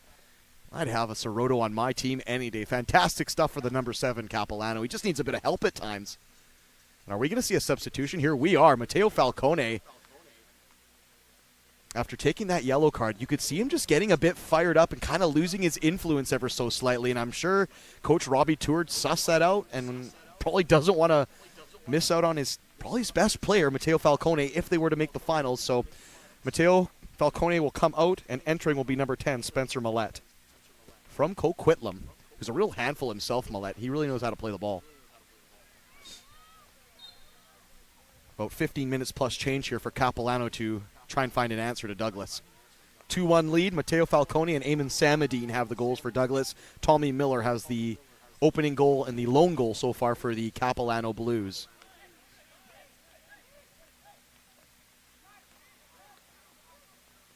Keyshawn Francois looks like he wants to blast one on the left foot. He's just looking for some space to open up for him, but Tate Davidson chased him the width of the park. Good battle there between 22 and 11. And I think it's going to go the way of Capilano, which it really doesn't help, the Douglas Royals and their fans, which, by the way, I know I've mentioned it a couple times throughout the broadcast, men's and women's today. Douglas is the only club in the PACWEST BC that have both their men's and women's squad up here at the provincials, semifinals, and now finals, so they've been steady, have the Royals.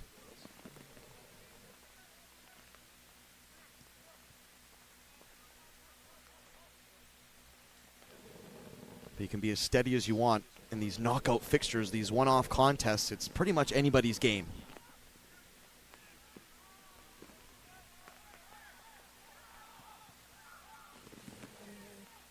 Keyshawn Francois loses another aerial duel with Tate Davidson. Cerquera now. He's going to wait for options. He was going to take on Burnaby, but he's rolled his man now. Back heel from, I think it was Gabrice. Keeps it alive. Gabrice now on the deck for Soroto.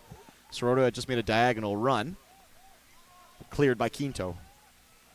Gabrice now. Gabrice, great ball on the deck looking for Aiden Ali. Soroto!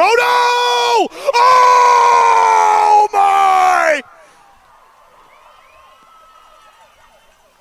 We know Soroto is a player of immense quality, but I didn't think he had that in him. He curls it in from probably about 25 yards out and quite the acute angle, and not necessarily against the run of play, but against the odds. Sebastian Soroto, the leading scorer for Capilano this campaign and an all-star, prove exactly why he's gotten those types of plaudits. It's 2-2 here. What a contest. And if Douglas don't watch themselves here, and Capilano smell some blood and have their tails up, they could go ahead and steer this result. Once again, over the run of play, Douglas have been the better of the squads, probably as far as passing and cohesive unity, but Capilano are capable of moments of magic, just like that one from the first half from Tommy Miller, and then again from Sebastian Soroto. And Samadine just tried to put on the twinkle toes there and couldn't get out of his feet. It'll be a goal kick, but once again, for what they lack in maybe just keeping the ball and being a bit more tidy with it at their feet, they make it up, I beg your pardon, and getting forward and endeavor and just never say die, and they have moments of quality like that that can catch the opponent and stun them. And Sebastian Soroto, he's had a couple audacious efforts today that most people would look and say, what is this young lad trying? Who does he think he is?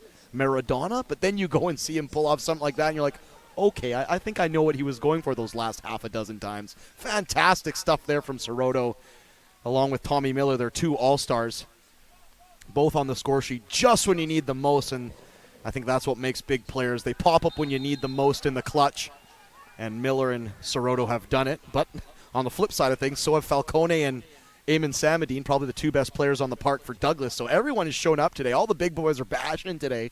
It's just nobody wants to give up an inch, and I think this one might be headed to extra time unless Douglas can conjure up some funk late here.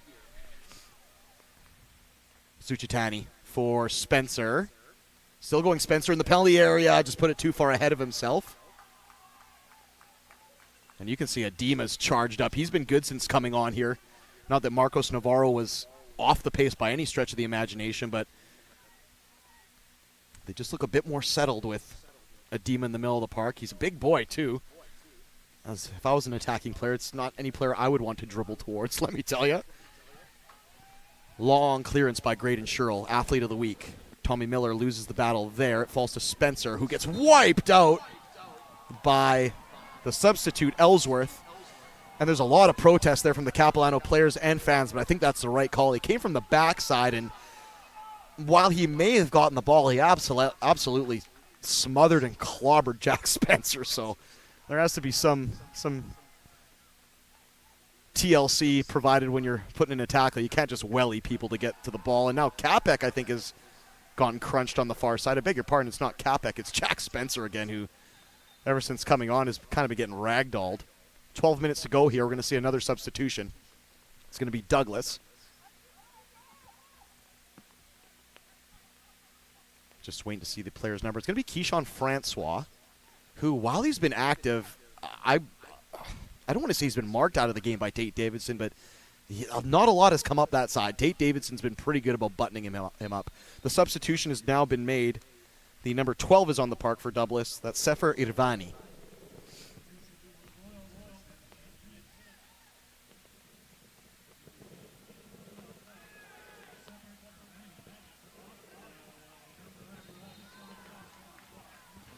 And now everybody's kind of having a go at the referee, who's like, guys, I'm just calling the fouls. This game has really picked up in this last 20 minutes or so. It was not pedestrian, but fairly cagey. I don't know. No one really wanted to commit in the first 15 minutes of this game, and I think Capilano realized, all right, we got to grab this by the scruff of the neck. And in doing so, they've really forced Douglas' hands, and everything is kind of spiced up in the last little while here, and it's just what you want to see from a PACWEST provincial semifinal. It'll be Tommy Miller. It's a free kick. There's a lot of float and loft on it. It's going to need something special. It's the keeper, Mateo Lamont, who I think actually just dropped it, but the referee, who's been very protective of the keepers here today, immediately blows it dead, and Douglas will breathe a sigh of relief and get the ball back with about 10 minutes plus stoppage to go.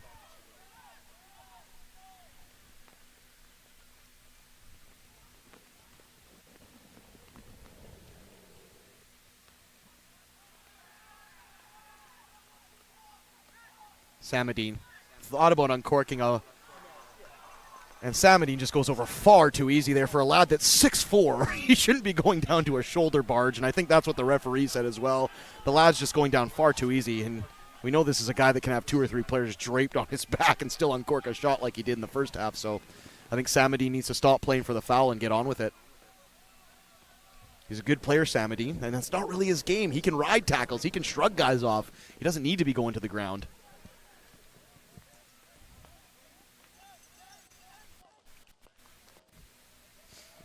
The rain has picked up here again in the Capilano Squamish campus.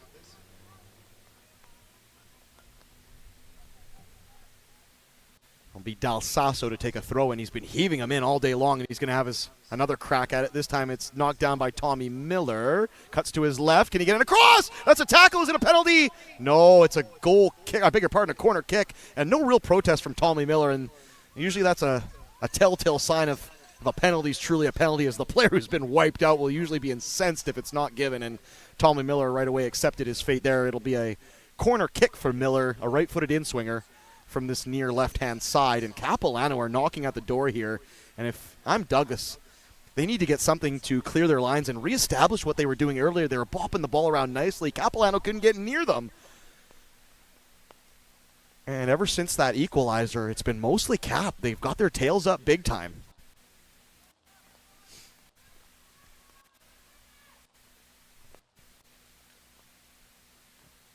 That's a well-weighted ball in for Miller. Takes a bounce on the 6-yard line, but Mateo Lamont is right on top of it. Steady keeping there. He's bowled it out, though, and it's gone too fast. Cerquera first to it. And Tate Davidson, what a beauty of a tackle that is to win it back up the park for Miller and break up the attack. Good play by Davidson. Miller now gets punched in the back of the head just about from Haji Mohammadi. That's good. That's brave play there from Tommy Miller. It's the type of play you like to see where the guy's getting battered, he's getting bruised, but he's waiting for options. It's good hold-up play from the number 10, and he's won a free kick there. And Haji Mohammadi is lucky he didn't go into the referee's book because he gave him the forearm shiver to the back of the neck. And that looked like it might require some rowbacks after this encounter if I'm Tommy Miller. Another set piece for them to try and cash in on. Capilano launched to the back post, again with a lot of float, and it's easy clutching and claiming for Mateo Lamont. They got to put some more whip and some more pace on those and put them at head level at the moment. It's a bit of stargazing for the Capilano Blues when they're trying to bring down those balls inside the 18-yard box of the Royals. Just about 7 minutes to go here, plus added time. And if nothing is solved in that time frame, we're going to go straight to extra time. Haji Mohammadi takes a shot. Good shot. Stop there. I beg your pardon by Graydon Sherrill. Tripping over my own tongue there. What a good block by Sherrill, who, once again, Haji Mohammadi, we know he can hit him like that. He did it earlier in the contest and just missed. This time he finds the target, but it's the strong right hand of Graydon Sherrill that palms it around, and now Douglas are going to have their say. Substitution upcoming. It's going to be for Douglas. Haji Mohammadi is going to come off. Don't know if I agree with that one. I mean, unless they're saving him some minutes for extra time, which, again, we don't know if that future is certain. Luke Shackleton into the affair, and Luke Shackleton, if you remember last year, scored the equalizing goal in the finals at the death as Douglas came from behind 2-0 to equalize 2-2. They ended up losing on penalty kicks, but if it wasn't for Shackleton's efforts, Douglas would have been done before extra time even occurred. Deflection off of a Capilano player, and it'll be a Douglas corner kick again, this time from the near right-hand side.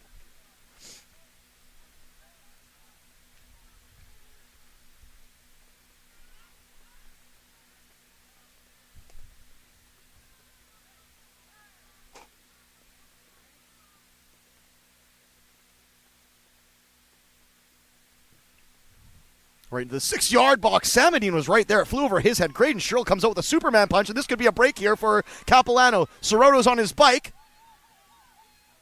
And Ellsworth's just waiting for a bit of support there.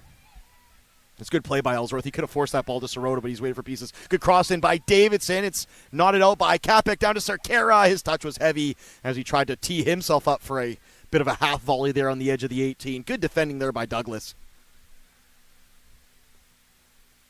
Are we going to see a substitution? We will. It looks like Capilano will go to their reserves. Dip in for some refreshments, if you will. It looks like that's exactly what Adima's doing, getting a big slug of water before the substitution is made.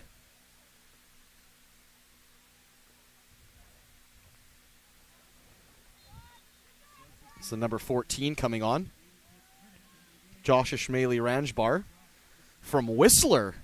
So this is kind of a home game for him as well. Tommy Miller now by the right corner flag. Tried to loop in a ball. It comes off the midsection of Suchitani, I believe. And it'll be a corner kick from the far right-hand side with less than 5 minutes plus stoppage to go.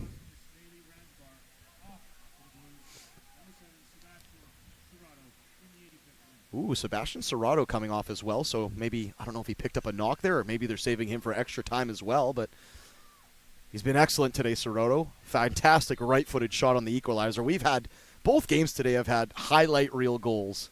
Falcone's free kick, Miller's free kick, Serrato's goal in the women's match, Bandel's brace. Net Hernandez scored one from almost the halfway line.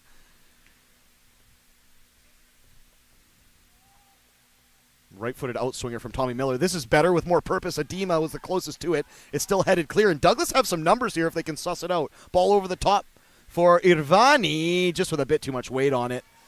And Graydon Sherrill read that one all day. He just had to wait for it to take that one hop and guide it away from Irvani. And then he put the big mitts on it.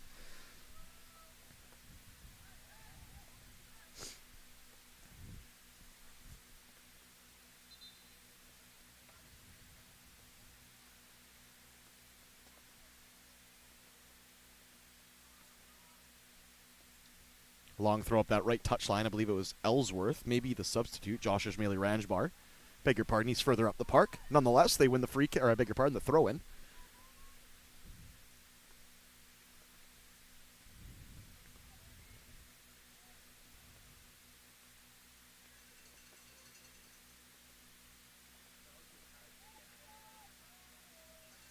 Dalsasso, another long throw-in. This time he's going to heave it low and hard into the chest of Tommy Miller. He'll take control. Can he get in across Miller? Needs a little bit of help here. Was kind of boxed out. It'll be a goal kick. And Miller, who's right beside the linesman, is pleading his case. He thought that was a corner kick, but no such luck for the number 10, who has gotten the rub of the green today in a few instances, but maybe not there.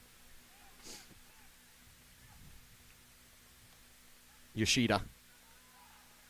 Ooh, that's a stern challenge on Ismaili Ranjbar by Seperbani.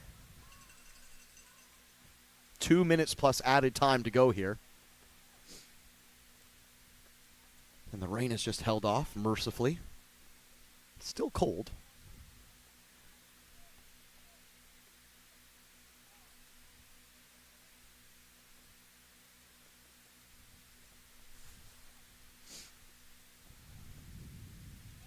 Left-footed floater to the top of the 18. Takes a couple awkward bobbles. Almost settled down for Ellsworth. Capek gets wiped out on the edge of the 18. The ball will go the way of Capilano as Capek peels himself up off the deck.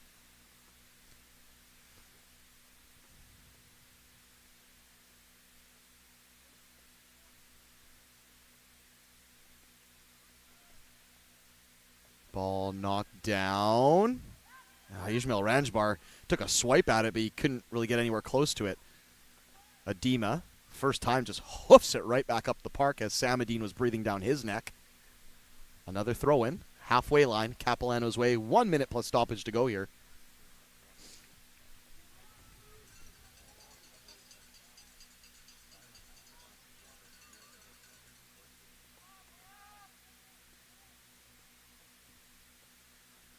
Oh, this is a duel between Dalsasso and Samadine. It's all hands. It's all hands and elbows. They're throwing bows. Good play there by Samadine to spread it wide right for Spencer to get on the end of.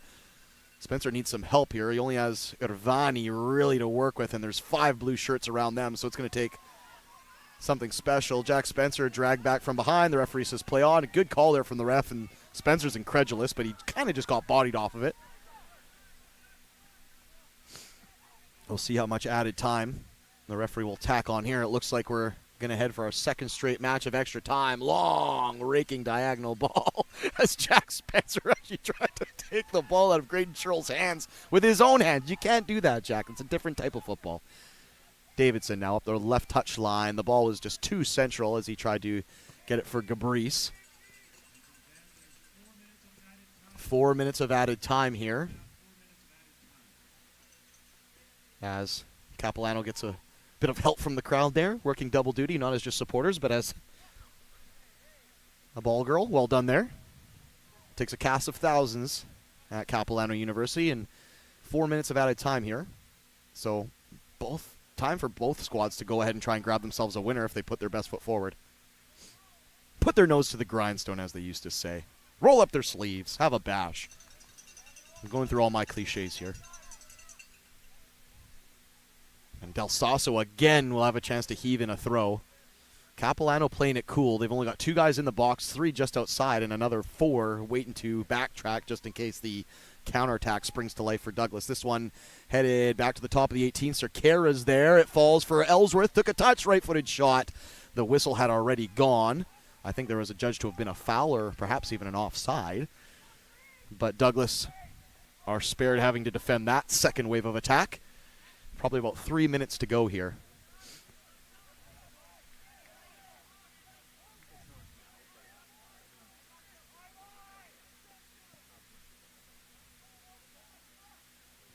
Adema heads it right up the middle of the park. Miller. Beg your pardon, it's actually Gabrice, who very similar kind of body shape and hairstyle to Tommy Miller, Gabrice. And Samadine dragged back from behind. I think he just slipped there, actually. Oh, my goodness me! That was a slew foot that actually ended up looking more painful than it should have, just because he almost went lateral with the ground there, did Gabrice. Payman kind of, or I beg your pardon, Eamon just kind of stepped on the back of his heels and he flew up in the air. That looked like a tough one there for Gabrice, but good thing the lad's up and ready to battle on. Tommy Miller, ball comes off of him.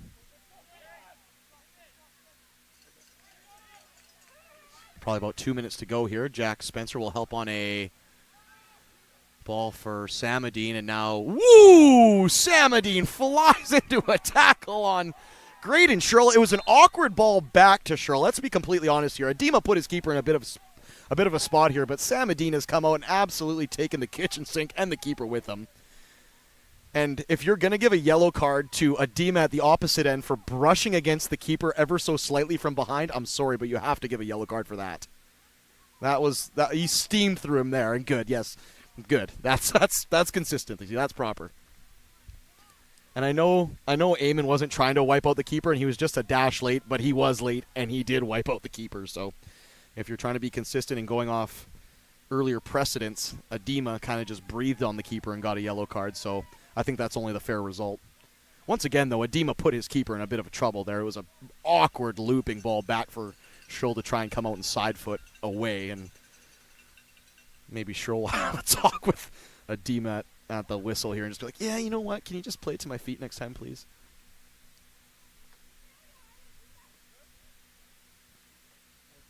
Yeah, Eamon Samadine. He's put himself about here today. He's been in the mix of everything, Samadine. He's got himself a goal. And they'll need his services in the finals if they get there, and extra time if it gets there. So Samadine's got to be on his best behavior from here on out. Good win down there by Bernabe. And, Spencer Millette won that ball, but unfortunately came through the back of the player there. It was the faintest contact. I think that's a bit harsh on Millette, but Capilano won't care. They're going to try and get this ball into a dangerous area. This might be the last kick of the can to try and take this in regulation.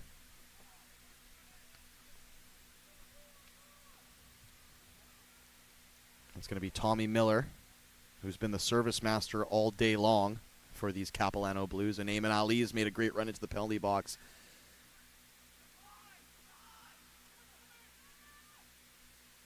Now here it comes. Back post. I think Ellsworth was the one nearest to it, and that's the last kick of regulation. We are headed for extra time in this semifinal doubleheader. Of course, Douglas ladies took care of Langara earlier in extra time. They actually took PKs after the 3-3 draw, and their male counterparts are going to have to do just the same here. Douglas, we're up 2-1, but Sebastian Soroto curled in an absolute beauty to bring them level. Capilano almost went and got themselves a winner. But 2-2 is the final after 90 minutes. Extra time coming up next to find out who meets the Langara Falcon men in the finals of tomorrow's PACWEST Championship. This is the PACWEST Provincial Semifinals live from Capilano University Squamish Campus. We'll be back with extra time in mere moments.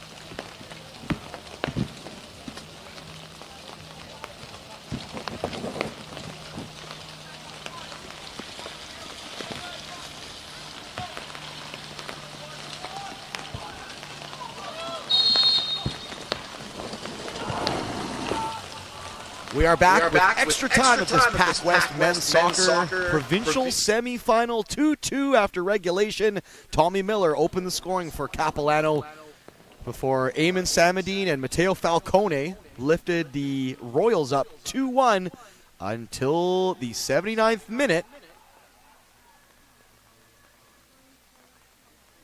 when Sebastian Soroto curled in an absolutely sublime equalizer. Ball over the top looking for Tommy Miller, make that Gabrice to chase. He's going to put up the effort, but it's well defended by Tyler Bernabe. As we mentioned, last year, Douglas overcame Capilano at this stage of the game, albeit in regulation. So Capilano have done one better this year, taking it to extra time. Can they force it over the finish line and claim their space in the finals against the Langara Falcons? If not, it would be Douglas's third straight march to the finals and a chance to win the trophy for the first time since 2023. Ball on the deck for Ali. Can he get there? No, he was just behind the keeper, Matteo Lamont, who I think may have jammed his finger actually now, because he won the ball cleanly off Ali, who himself was in some discomfort behind the net, but he actually went for a bit of a slide after he claimed it, and maybe a couple of his fingers hung up on the turf. Oh, actually, it's the knee. Ooh, it's the knee. Maybe the knee caught up on the turf there. One substitution of note, just noticing here, for the Douglas Royals, they've brought on Matteo Falcone. Yes, he is on a yellow card, so he has to be on his absolute best behavior. He can't get sent off here, or he'll miss potential PKs and a potential final if Douglas get that far. So the number 7 for Douglas, player of the year, I would say. And he gets another chance, another 28 minutes or so to try and carve himself out a nice little niche in Douglas lore. Again, because fans will know that Matteo Falcone is no short of plaudits when it comes to his accomplishments with these Douglas Royals. Jack Spencer going for a dribble. He's dispossessed by Tate Davidson. In the regular season, Douglas had the record against Cap, 2 wins, 1 loss, 1 draw. And of course finished a whole 8 points ahead of them in the standings. 3 wins more than the Capilano Blues, who themselves only secured their postseason berth, these semifinals, on the last day with VIU losing. Falcone into the penalty box, cuts past 1-2, takes a shot, just goes wide. Oh my goodness, I think that came off the defender Adema after Falcone had more or less slalomed through the entire Capilano defense. Last-ditch block there, guides it wide of Graydon Sherrill's right post. Another chance, though, for Falcone, as he'll be able to take the free kick here now.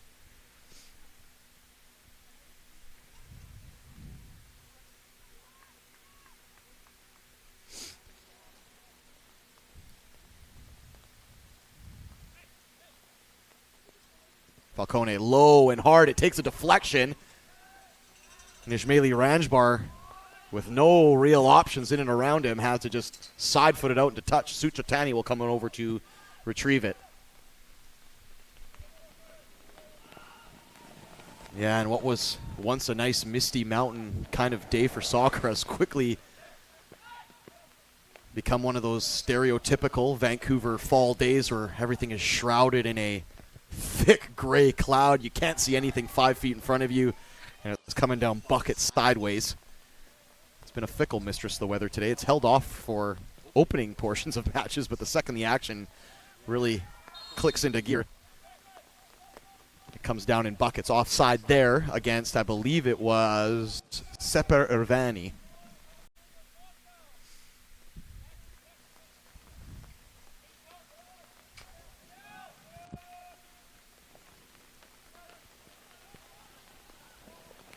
Del Sasso puts his left boot through that, and you think he'd have lead in it with that boot. He lifted that one more or less the length of the park, and if it wasn't for some good defending there by Tyler Bernabe, Gabrice might have had a free walk on net. Capek, he's wearing the captain's armband now. One of 3 All-Stars for the Royals entering this competition, or I should say contest. Aiden Adams. He's just in a bit of a tussle with Falcone. He's got to watch himself, though, Adams, and he does ever so well. Good backtracking help, though, from Ellsworth to just aid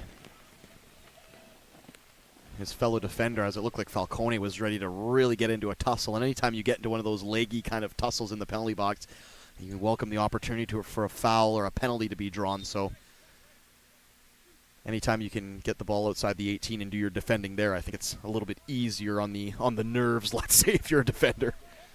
Last thing you want to do is concede a penalty kick in extra time for something sloppy.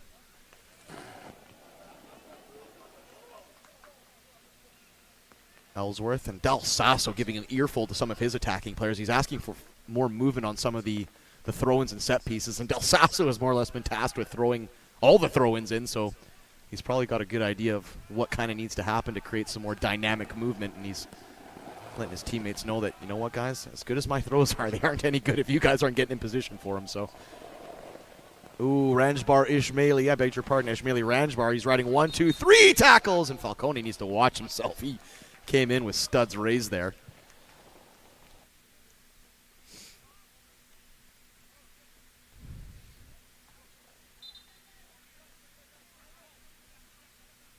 And the referee moving the free kick position back on the opposite side of the half.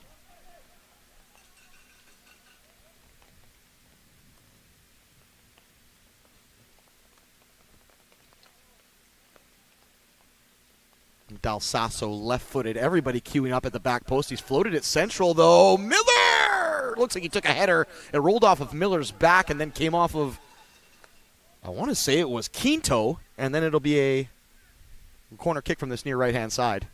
Yeah, there was a heap of bodies there. Miller was the closest to it. He threw his noggin. But it just bang, bang, bang, ricocheted off a set of white socks. And fortunately for Miller, it goes his way this time, and he'll have a chance to whip in a corner kick with about 11 minutes. Beg your pardon, probably closer to 8 minutes plus change in this first half of extra time. Right-footed outswinger, and it's got some whip on it. Oh, it takes a bobble in the area. It came off of Adema. Played right back to Miller. Good play there. Can they whip in another cross? Miller this time on the right foot with a little bit more whip. And I'm not sure what the call was there. He got a free header on that ball, and the goalkeeper fell down himself. That is a bad call. That is straight up not a good call. The referee's been very protective of the keepers today, and I'm sorry, but that one, the keeper fell on himself, and that's a good goal in my books. I understand Capilano's frustrations there. Yeah, he's been very protective of the keepers today as the referee, and in some instances you applaud it, but in that instance, I think he's played a little bit too close to the chest.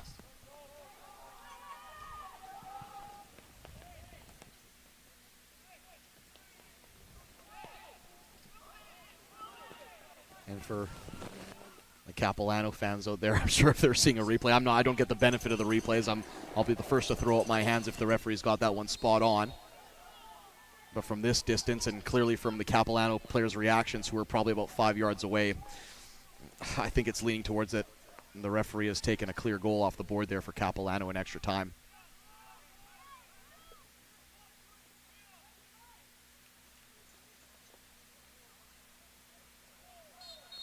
Mateo Falcone has a chance to stand over this one. It'll be a right-footed. He pings it into the back post. It's got some whip on it, too.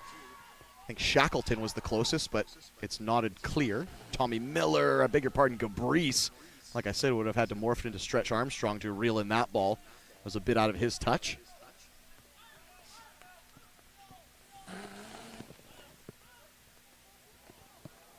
Good play there by Adema. It's a shirt tug by Falcone, and Adema just uses body position to kind of shrug the diminutive Italian off.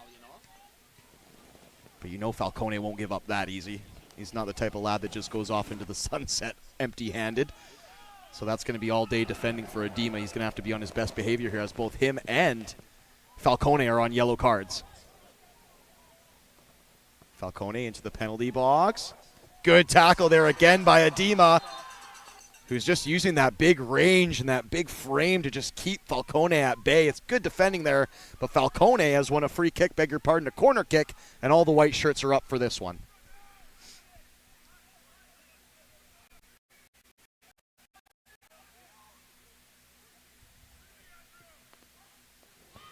Cap almost glanced that one in. He was unmarked at the top of the six. Tommy Miller was draped all over him, but Philippe Capek's a big boy. He's a big piece of business, and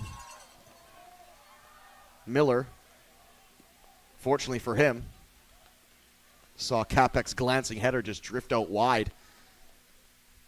And it looks like we have Edema down on the deck now, which is the last thing you want to see if you're a Capilano supporter, or Tommy Miller, I beg your pardon, Steve Miller on the Cap bench. Since coming on, Edema's really lifted Capilano, and he's really helped stifle some of those potent attacks that the Royals have had going forward. Falcone will help up his rival, and it looks like Edema will be good to go. Fantastic stuff there from the number 4.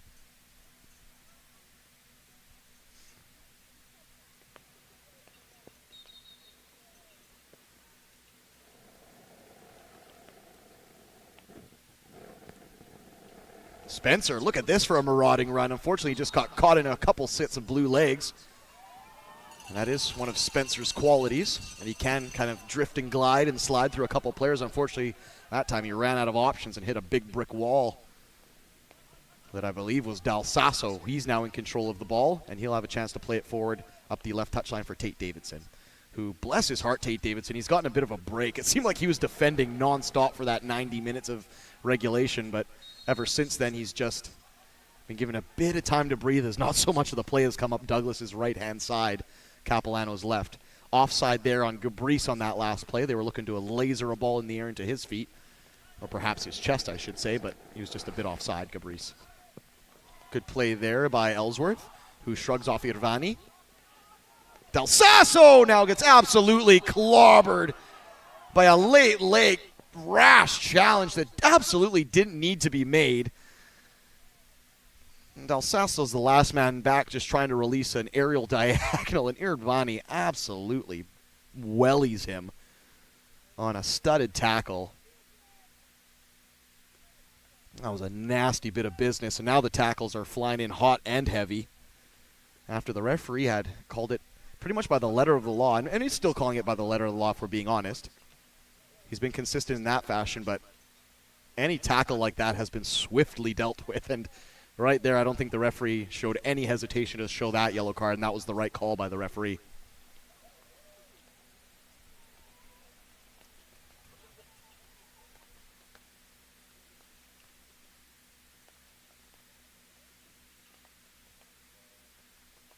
Graydon Sherrill. Looking at his bench now, I don't know if he's asking for some instruction or perhaps something they've gone over on the training ground or something here, but he's been talking to his bench, getting ready to take this free kick for the last 30 seconds or so. He floats one right to the top of the 18. It's knotted down. Tommy Miller almost managed to latch onto it once again. Miller's been in the heart of everything positive. Falcone takes a touch, and well played there by Edema, who just plays it back to his keeper. He thought about going back up the park, but Falcone was gazing down on him with those steely eyes, and I think Edema said, yeah, I'll just go back a ways. Good play there by Edema.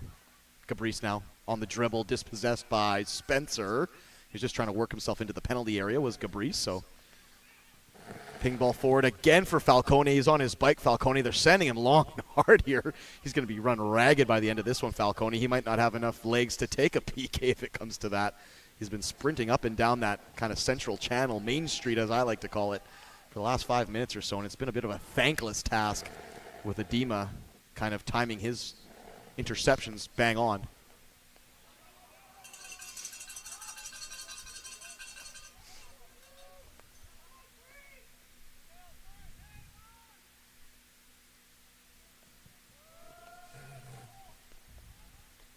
Oof.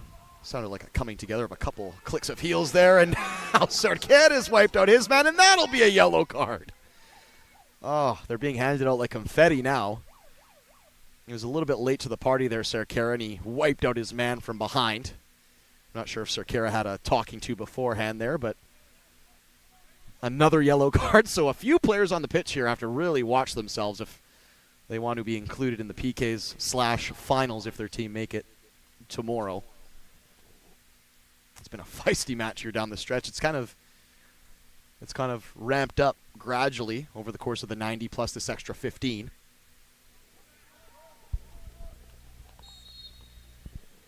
Samadine wiped out the keeper. Mateo Falcone was in the mix. The players that you don't usually see get involved in these tussles are all of a sudden throwing in wicked challenges. And hey, it's the PACWEST semifinals. There's silverware on the line. I get that, but Let's try and get home in one piece, gentlemen. Shackleton now. Good ball win there before spreading it diagonally to Spencer.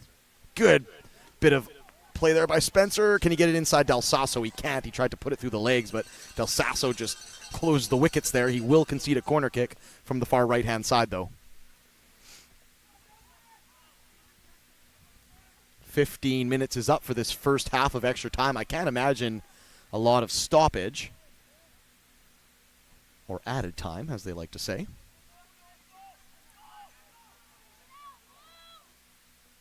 You can see Stefano Del Sasso just rallying the troops there. He wants all hands on deck for an important set piece, probably the last kick of this first half of extra time. To the back post, Capek gets closest to it. Graydon Sherrill gets there, and it bobbles around. He got bodied there by, I believe it was Spencer. I could be mistaken, though. Might have actually been Quinto.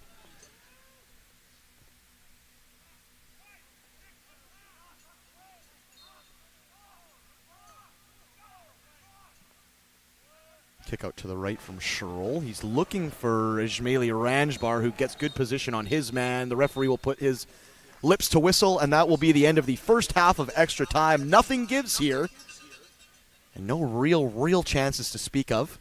15 minutes to go for both these squads to try and get the ball in the back of the net and do away with the pesky lottery that is penalty kicks. 2-2 after 90 plus 15. Back with the second half of extra time next. This is the PACWEST Provincial Championships, live from Capilano Squamish campus.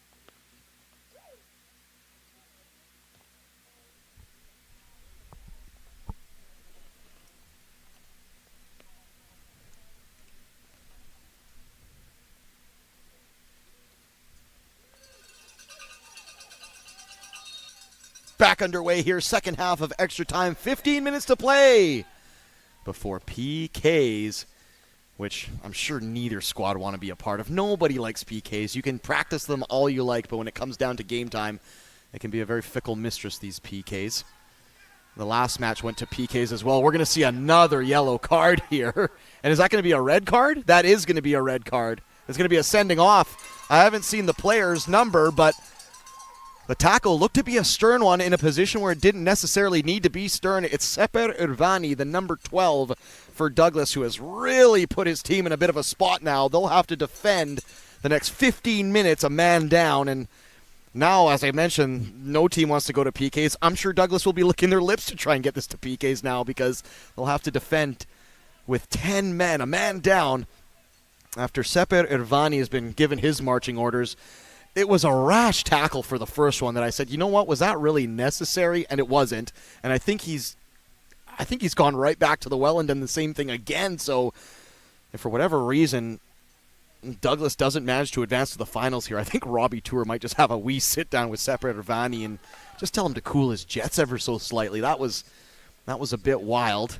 And he knew he was on a yellow, and he probably couldn't go in and, throw out those kind of tackles, but Capilano all of a sudden will probably have their tails up.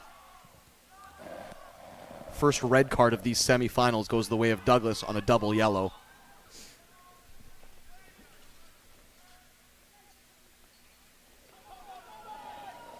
And Matteo Falcone looks like he's not ready to take no for an answer here today. That lad does not stop running. You can see why he brings home Athlete of the Week plaudits and championships and awards, year-end awards, because not only does he do the silky bit, but he puts in the real boiler room shift. He'll run side to side, end to end. He'll ride tackles. He'll get clobbered. He'll do whatever it takes for the team to win. And I'm sure any team in the PACWEST or CCAA would love to have a Matteo Falcone in their ranks. Unfortunately, now he has to defend amongst 9 other men with Sepir Ivani off the park. Saketa, Tate Davidson. 13 minutes to go here, and Capilano have the distinct advantage being a man up.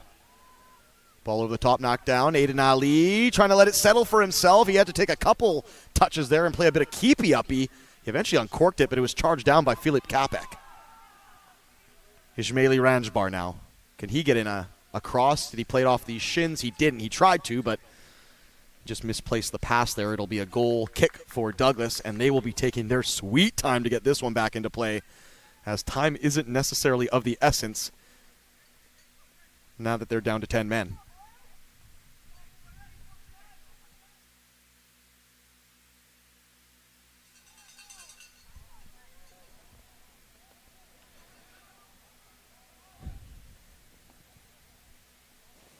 If Douglas were to go ahead and score a shorthanded goal, I think everything would be forgiven with Sepir Ivani, but yeah, you just wonder what was going through the young lad's head, because he had already been booked for pretty much a similar tackle that was, careless, to put it politely. And then he goes and repeats it right down the other end of the park. So it'll be a long shower for Irvani there. Ellsworth tries to clear it, takes a bundle off a couple sets of legs. Matteo Falcone gets wiped out. I think that was all ball. The Douglas substitutes were gesticulating and waving their hands around as if it was a naughty challenge, but it looked like the Capilano player did get the ball. I think it was Tate Davidson who, like I said, he's been bang on today with his defending. Falcone, despite getting wiped out, has won a corner kick though. So positive play there, Falcone. Like I said, as I mentioned, he's willing to take a whack to get the ball forward 10 yards or so. Floated right-footed cross, hangs up to the back post. Shackleton's there, bobbled in and around the area. Ellsworth takes no chances and just wastes it clear. And Capilano need to get themselves up. Last thing you want to do is bunker against 10-man Douglas, because they'll take that space and they will punish you. Long ping ball from Quinto to the left portion of the area, knotted down by, I think that's Ellsworth. And is it it's offside, beg your pardon. I thought it might have been a tug back on the dribble there from, I think it was Suchitani, beg your pardon, it was Yoshida. But it ended up being offside on the initial long diagonal. Here comes Del Sasso now. He has a chance to get forward. Tate Davidson, he's on the overlapping run, and look at him go. Davidson now, can he get it across? Thought about cutting it back. He's into the area now. Davidson tried to go for another one. He's blocked. Tommy Miller leans into it from distance, probably about 20 yards out. But it came off the outside of his right boot and was always screwing away from Matteo Lamont's net. Goal kick. 10 minutes to go here before PKs to settle who moves on to meet the reigning champion Langara Falcons in the finals tomorrow.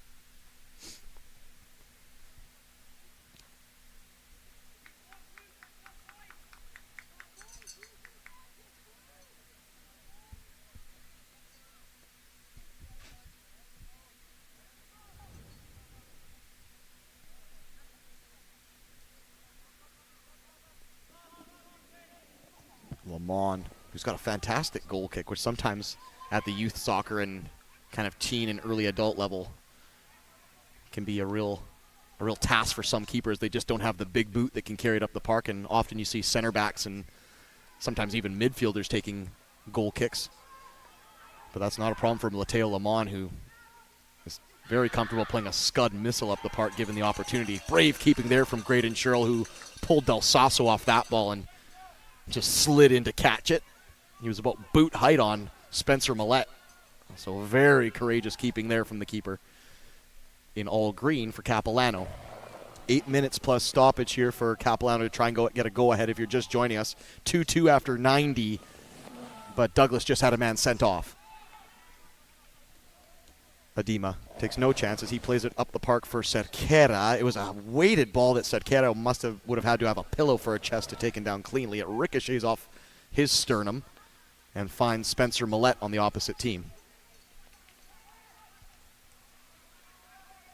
Aiden Ali dropping deep to get on the ball as well. He hasn't had a lot of touches offensively today, Ali. I can maybe recall 1 or 2 times where he found himself in the Douglas box. Long crosser, is it a shot? It's actually a shot, beg your pardon, that Schrull was alert to. But all he has to do is watch it cruise over his bar by probably 1.5 meters and well wide.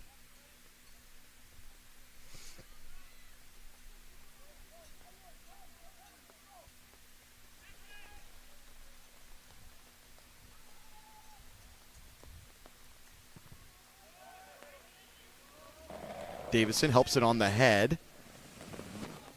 Del Sasso now nods it down. He gets pushed over from behind by Spencer Millette. Just a bit of awkward body position there. Nothing malicious or dirty. Just kind of bumped butts with him there. Del Sasso still having a chat with him. Like, come on, man. You didn't have to do that to me. 7 minutes plus stoppage, potentially, before this one's headed to free kicks. Sebastian Sorodo left at the end of the second half after scoring the equalizer. We haven't seen him since. You have to wonder if it's an injury or maybe Coach Steve Miller is just waiting patiently to have him on for kicks, because a player of that caliber and quality, a real difference maker, you figure he'd be on the park at this crucial state of the season. Look at that. What a touchdown from Del Sasso. That was sweet.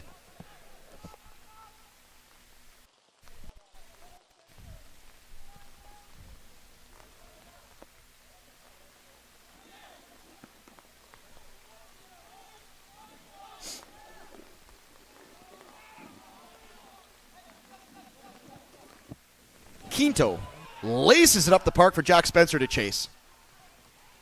Side-footed away by Adema. That'll be a deep throw-in. Douglas has also left Eamon Samadinov as well. Of course, he did take a yellow card for wiping out the keeper in that second half of regulation, but I can imagine Robbie Tour is, 1, probably trying to keep the big lad from getting sent off should they reach the finals, and 2, probably saving him for a PK spot as well, being the top scorer over the regular season and now postseason with a goal today. That's a clever bit of play there. Can they get in some service? Douglas is whipped into the near post. Matteo Falcone is wide open at the back stick, but thankfully for him, that ball had to travel quite some distance, and now Ishmaeli Ranjbar hangs the knee, and that'll be another yellow card. It's been at least a half a dozen in the last half hour or so, so nobody's taking any prisoners here between Capilano and Douglas, and unfortunately for the referee, that's going to extend his match report, as he's going to have to put another player into the book here. So I'm sure his writing hand will be smoking after this one, the referee. He's had to deal out quite a few yellow cards and a red here today. You know what, though? Ishmaeli Ranjbar might have wanted to think twice there, because Matteo Falcone scored an excellent free kick from almost the exact range earlier in this matchup, and if he can pull that string again twice, my goodness, I mean, just give him the keys to the kingdom then. Mr. Douglas, they'll have to start calling him. I think we have a substitution upcoming for Capilano. I see a blue shirt queued up at the halfway line. It's become very dark here all of a sudden in Squamish. It's become very gloomy.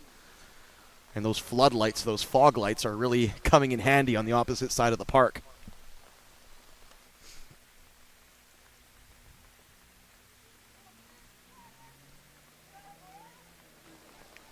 Falcone.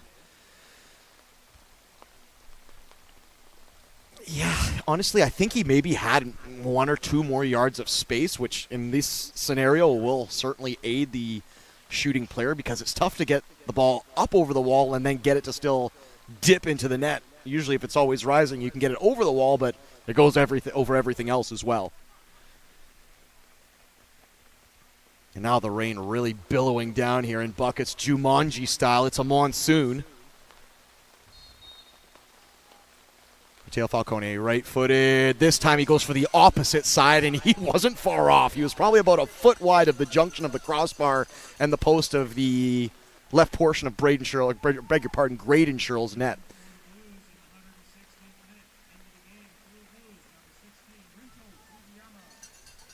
Substitution. Entering for Capilano, number 16, Rinto, Sugiyama from Maple Ridge.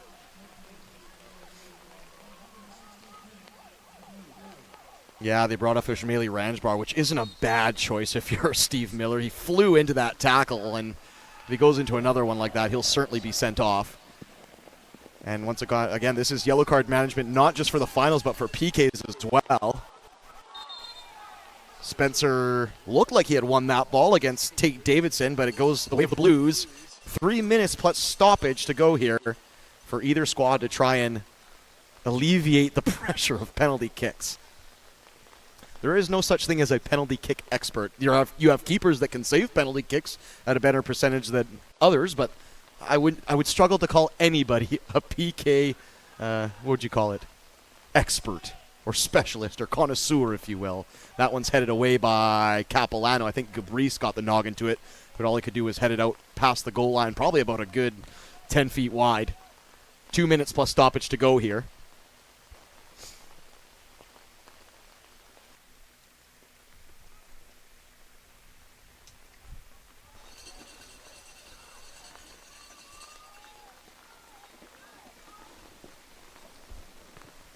Yeah, it's going to be a fun drive down the sea to sky tonight, let me tell you. It's going to be dark and gloomy, and I'm sure the roads will shine a bit brighter for the Douglas ladies, and whoever wins this one, they'll have their spirits buoyed by the victory and the potential opportunity to play at the finals for the PACWEST Championship in 2025. But for the rest of us, it's going to be like Sleepy Hollow trying to get home. It's going to be a real spooky drive home.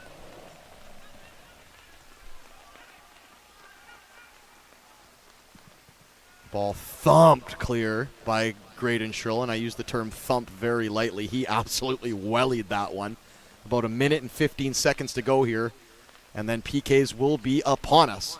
I think we might have a substitution. Oh, no, beg your pardon. I thought Keyshawn Francois was going to come on, but he's actually at the physio table just getting some treatment. The referee's whistle goes the way of Douglas on a throw-in. Less than a minute here. Capek. Beg your pardon, make that Shackleton. Tommy Miller tried to roll his man. It's popped alive, though. Falcone. Oh, him and Spencer almost managed to swashbuckle their way into the area. But look at this. A good throw up by Graydon Shrill has picked out Tate Davidson in acres of space. Overlapping run of Cerquera. Davidson thought about going inside, then outside. He's going to take his time, though, Davidson. Good play there by Cerquera. He's worked it with Davidson in the penalty box now. Davidson, cross, hoops up into the air, headed straight up by Capek. It'll be an easy clutch and claim for the keeper, but it's left. Go, Miller! Oh, what a stop! Oh, my goodness me. Tommy Miller hit it on a frozen rope. And if it wasn't for Lamont just kicking out a leg or some body part, I don't know if he knew anything about it, but my goodness. It was an absolute wrecking ball of a shot there from Miller. And a fantastic game-saving save from Lamont. Last play of the half, it has to be here. And we're going to have another substitution.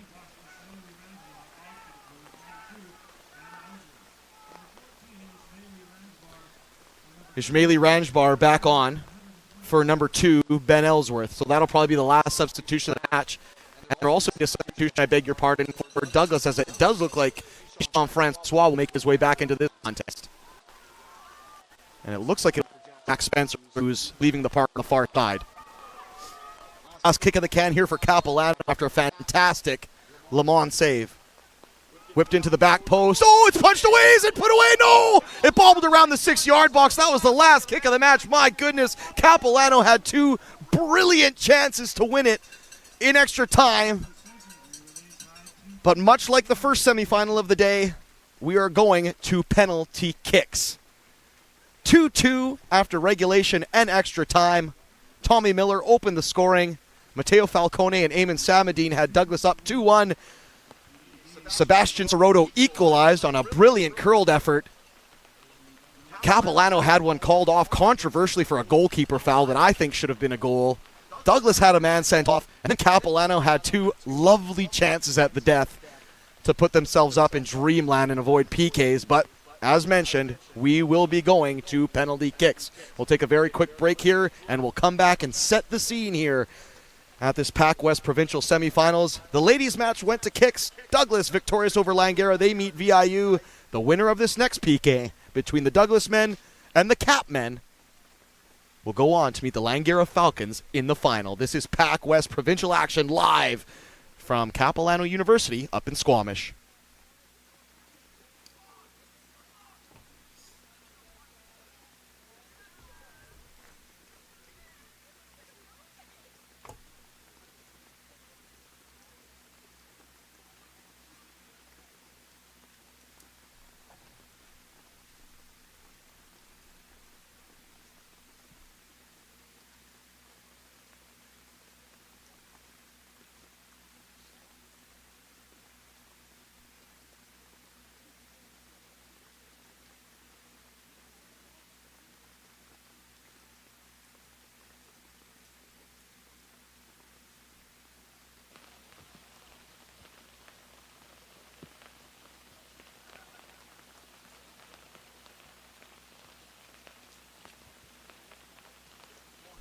Good, Ben. You? Oh, really? Thanks, man. I appreciate that. Well, hey, put in a good word for me. Let them all know that, because the more people like it, the more people watch. That's great, man. I really appreciate that. Thank you.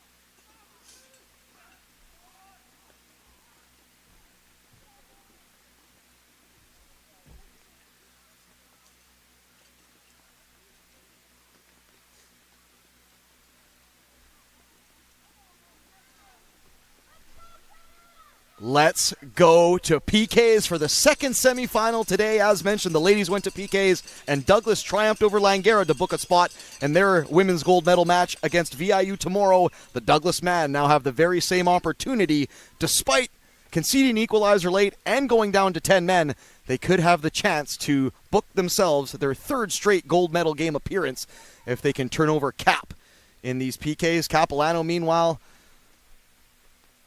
they're looking for a bit of revenge here, as they were bounced by Douglas at this stage of the game last year. They're looking for their first finals in some time and their first trophy since 2018. Douglas were in kicks last year in the finals, so they've had a penalty shootout a little bit more recent than Capilano. However, they fell to Langara in last year's gold medal game, so they'll be looking to wash that taste out of their mouth as well. So lots of teams looking to turn over some hoodoos here as they approach the spot, the most crucial part of their season. Here we go. A spot for the gold medal on the line. The gold medal game, I beg your pardon. On the line against Langara. It'll be Gabrice, the number 11, Zach Gabrice, to take first from Coquitlam against Mateo Lamont. Gabrice has left himself not a lot of space between him and the ball. I wonder if he's going to take a run-up or if he's just going to toe poke it. And now he sets himself on the spot. He's just having a good look at the net there. I think he was trying to pick out what spot he was going to go in and maybe play a little bit of mind games with the keeper, Mateo Lamont. First kick up, Capilano. In front of his home support, Zach Gabrice, right-footed. Ooh, he tucks it underneath the keeper. Lamont went the right way, and he committed to that dive as well, but maybe due to the slippery surface or just to the overwhelming pace that Gabrice put on it, it squirms underneath the keeper. 1-0 Capilano. Mateo Falcone, just who you want shooting first or potentially even last. Very important kick taker. Definitely player of the year for my money for Douglas. Last week's athlete of the week, and of course an all-star for Douglas. He's also got a free kick goal to his name in this contest as well. Mateo Falcone against Graydon Sherrill. Stutter steps, runs up, and he's stopped! Oh, Falcone stopped by Graydon Sherrill! And Falcone is asking the assistant referee if he came up off of his line. No such luck there, Falcone. And Graydon Sherrill has Cap in the lead, temporarily 1-0. It's Dalsasso up next. He's been excellent today. Between him and his partner, Dobra Adima, they've done very well to keep the likes of Falcone and Samadine quiet in this matchup. Dalsasso. Looks like he might take it left-footed. Yes, he's sizing up left-footed. I thought he might scamper over to his right there. Here comes Dalsasso. Here's the whistle. Dalsasso left-footed! Opens up the body and plays it to his left. 2-0 Capilano.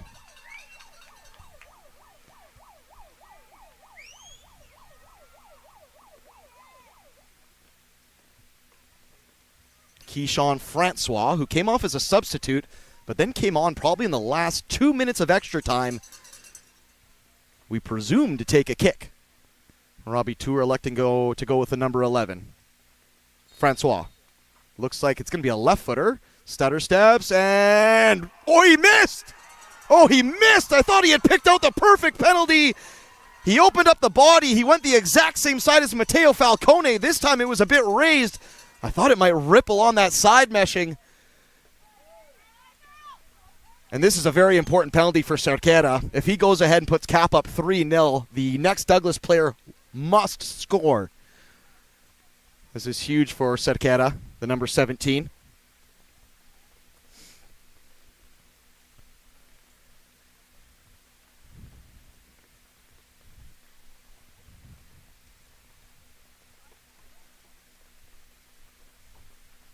It'll be a right footer from Cerquera. The rain is just pounding down at that end of the park. Mateo Lamont. Cerquera actually turned his back and he scores! My goodness, I don't think I've ever seen a PK taken like that in my life. He turned his back on the run-up and then whipped around at the very end. Oh, somebody post a clip of that. I don't think I've ever seen that in my life. I don't think anybody has the nerve. That was very interesting from Cerquera. Wow. Yeah, I think everyone's kind of having a chuckle about that one. That was some unseen territory, but this is a big one here. Philip Capek, one of the most steady players for Douglas and an all-star. He must score here. He must score to keep this alive. Capek, left-footed, and he does. What a penalty. Very calm, very assured. Philip Capek keeps Douglas alive here.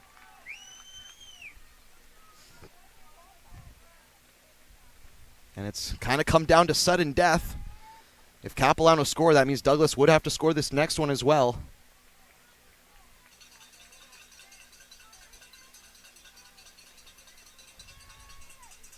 Actually, I beg your pardon. I think if Cap do score this, it's over.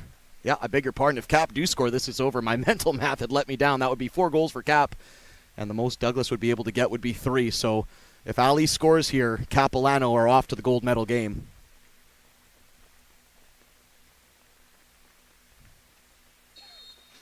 Aiden Ali, hands on his hips in front of the home support with a chance.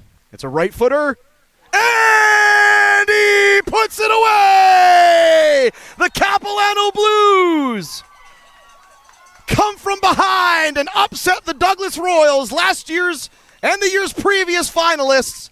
They're off to the finals tomorrow. Capilano will meet the Langara Falcons. My goodness! What a couple of semifinals we've had today. Each match had at least 2 screamers that were worthy of Goal of the Year candidates. Will certainly make the highlight reel tapes. Both went to PKs. And in the end, probably both deserved winners will advance to the finals in the ladies' matchup earlier today. It was a 3-3 final between Langara and Douglas. And the Douglas ladies took it over the line 4-3 in penalty kicks. And in the drama that you just saw take place, Douglas looked like they were on their way to the finals 2-1 before Sebastian Soroto popped up for a timely equalizer. Douglas had a man sent off as well, which certainly didn't make efforts any easier. They actually had a goal called off as well, which once again I'd like to see a replay of that. But in the end, justice prevails if you're a Capilano Blues fan. They are off to the gold medal game tomorrow. Well, they will meet the Langara Falcons. Once again, just before we send you off into a rainy, kind of hazy, gloomy Squamish, Whistler, or Vancouver night, wherever you're headed along the Sea to Sky corridor, once again, Douglas women off to the finals. They'll meet VIU tomorrow right here on PACWEST TV. That kicks off at noon from the Capilano Squamish campus. And Capilano University, the home club, they move on to the finals thanks to PKs over Douglas. They'll meet the Langara Falcons, the reigning champs. That's tomorrow as well. The kickoff there at 3 p.m. or might be shortly thereafter should that women's final go to penalty kicks. My name's Corey Basto. Thank you so much for tuning in to the PACWEST TV action today. 2 semifinals for the record books, and hopefully the finals, the gold medal matches, will live up to the expectation tomorrow. VIU Douglas ladies at noon, Capilano men and Langara men at 3 o'clock. We'll see you then, and have a good night from the Capilano University Squamish campus. This has been PACWEST Provincial Championship action.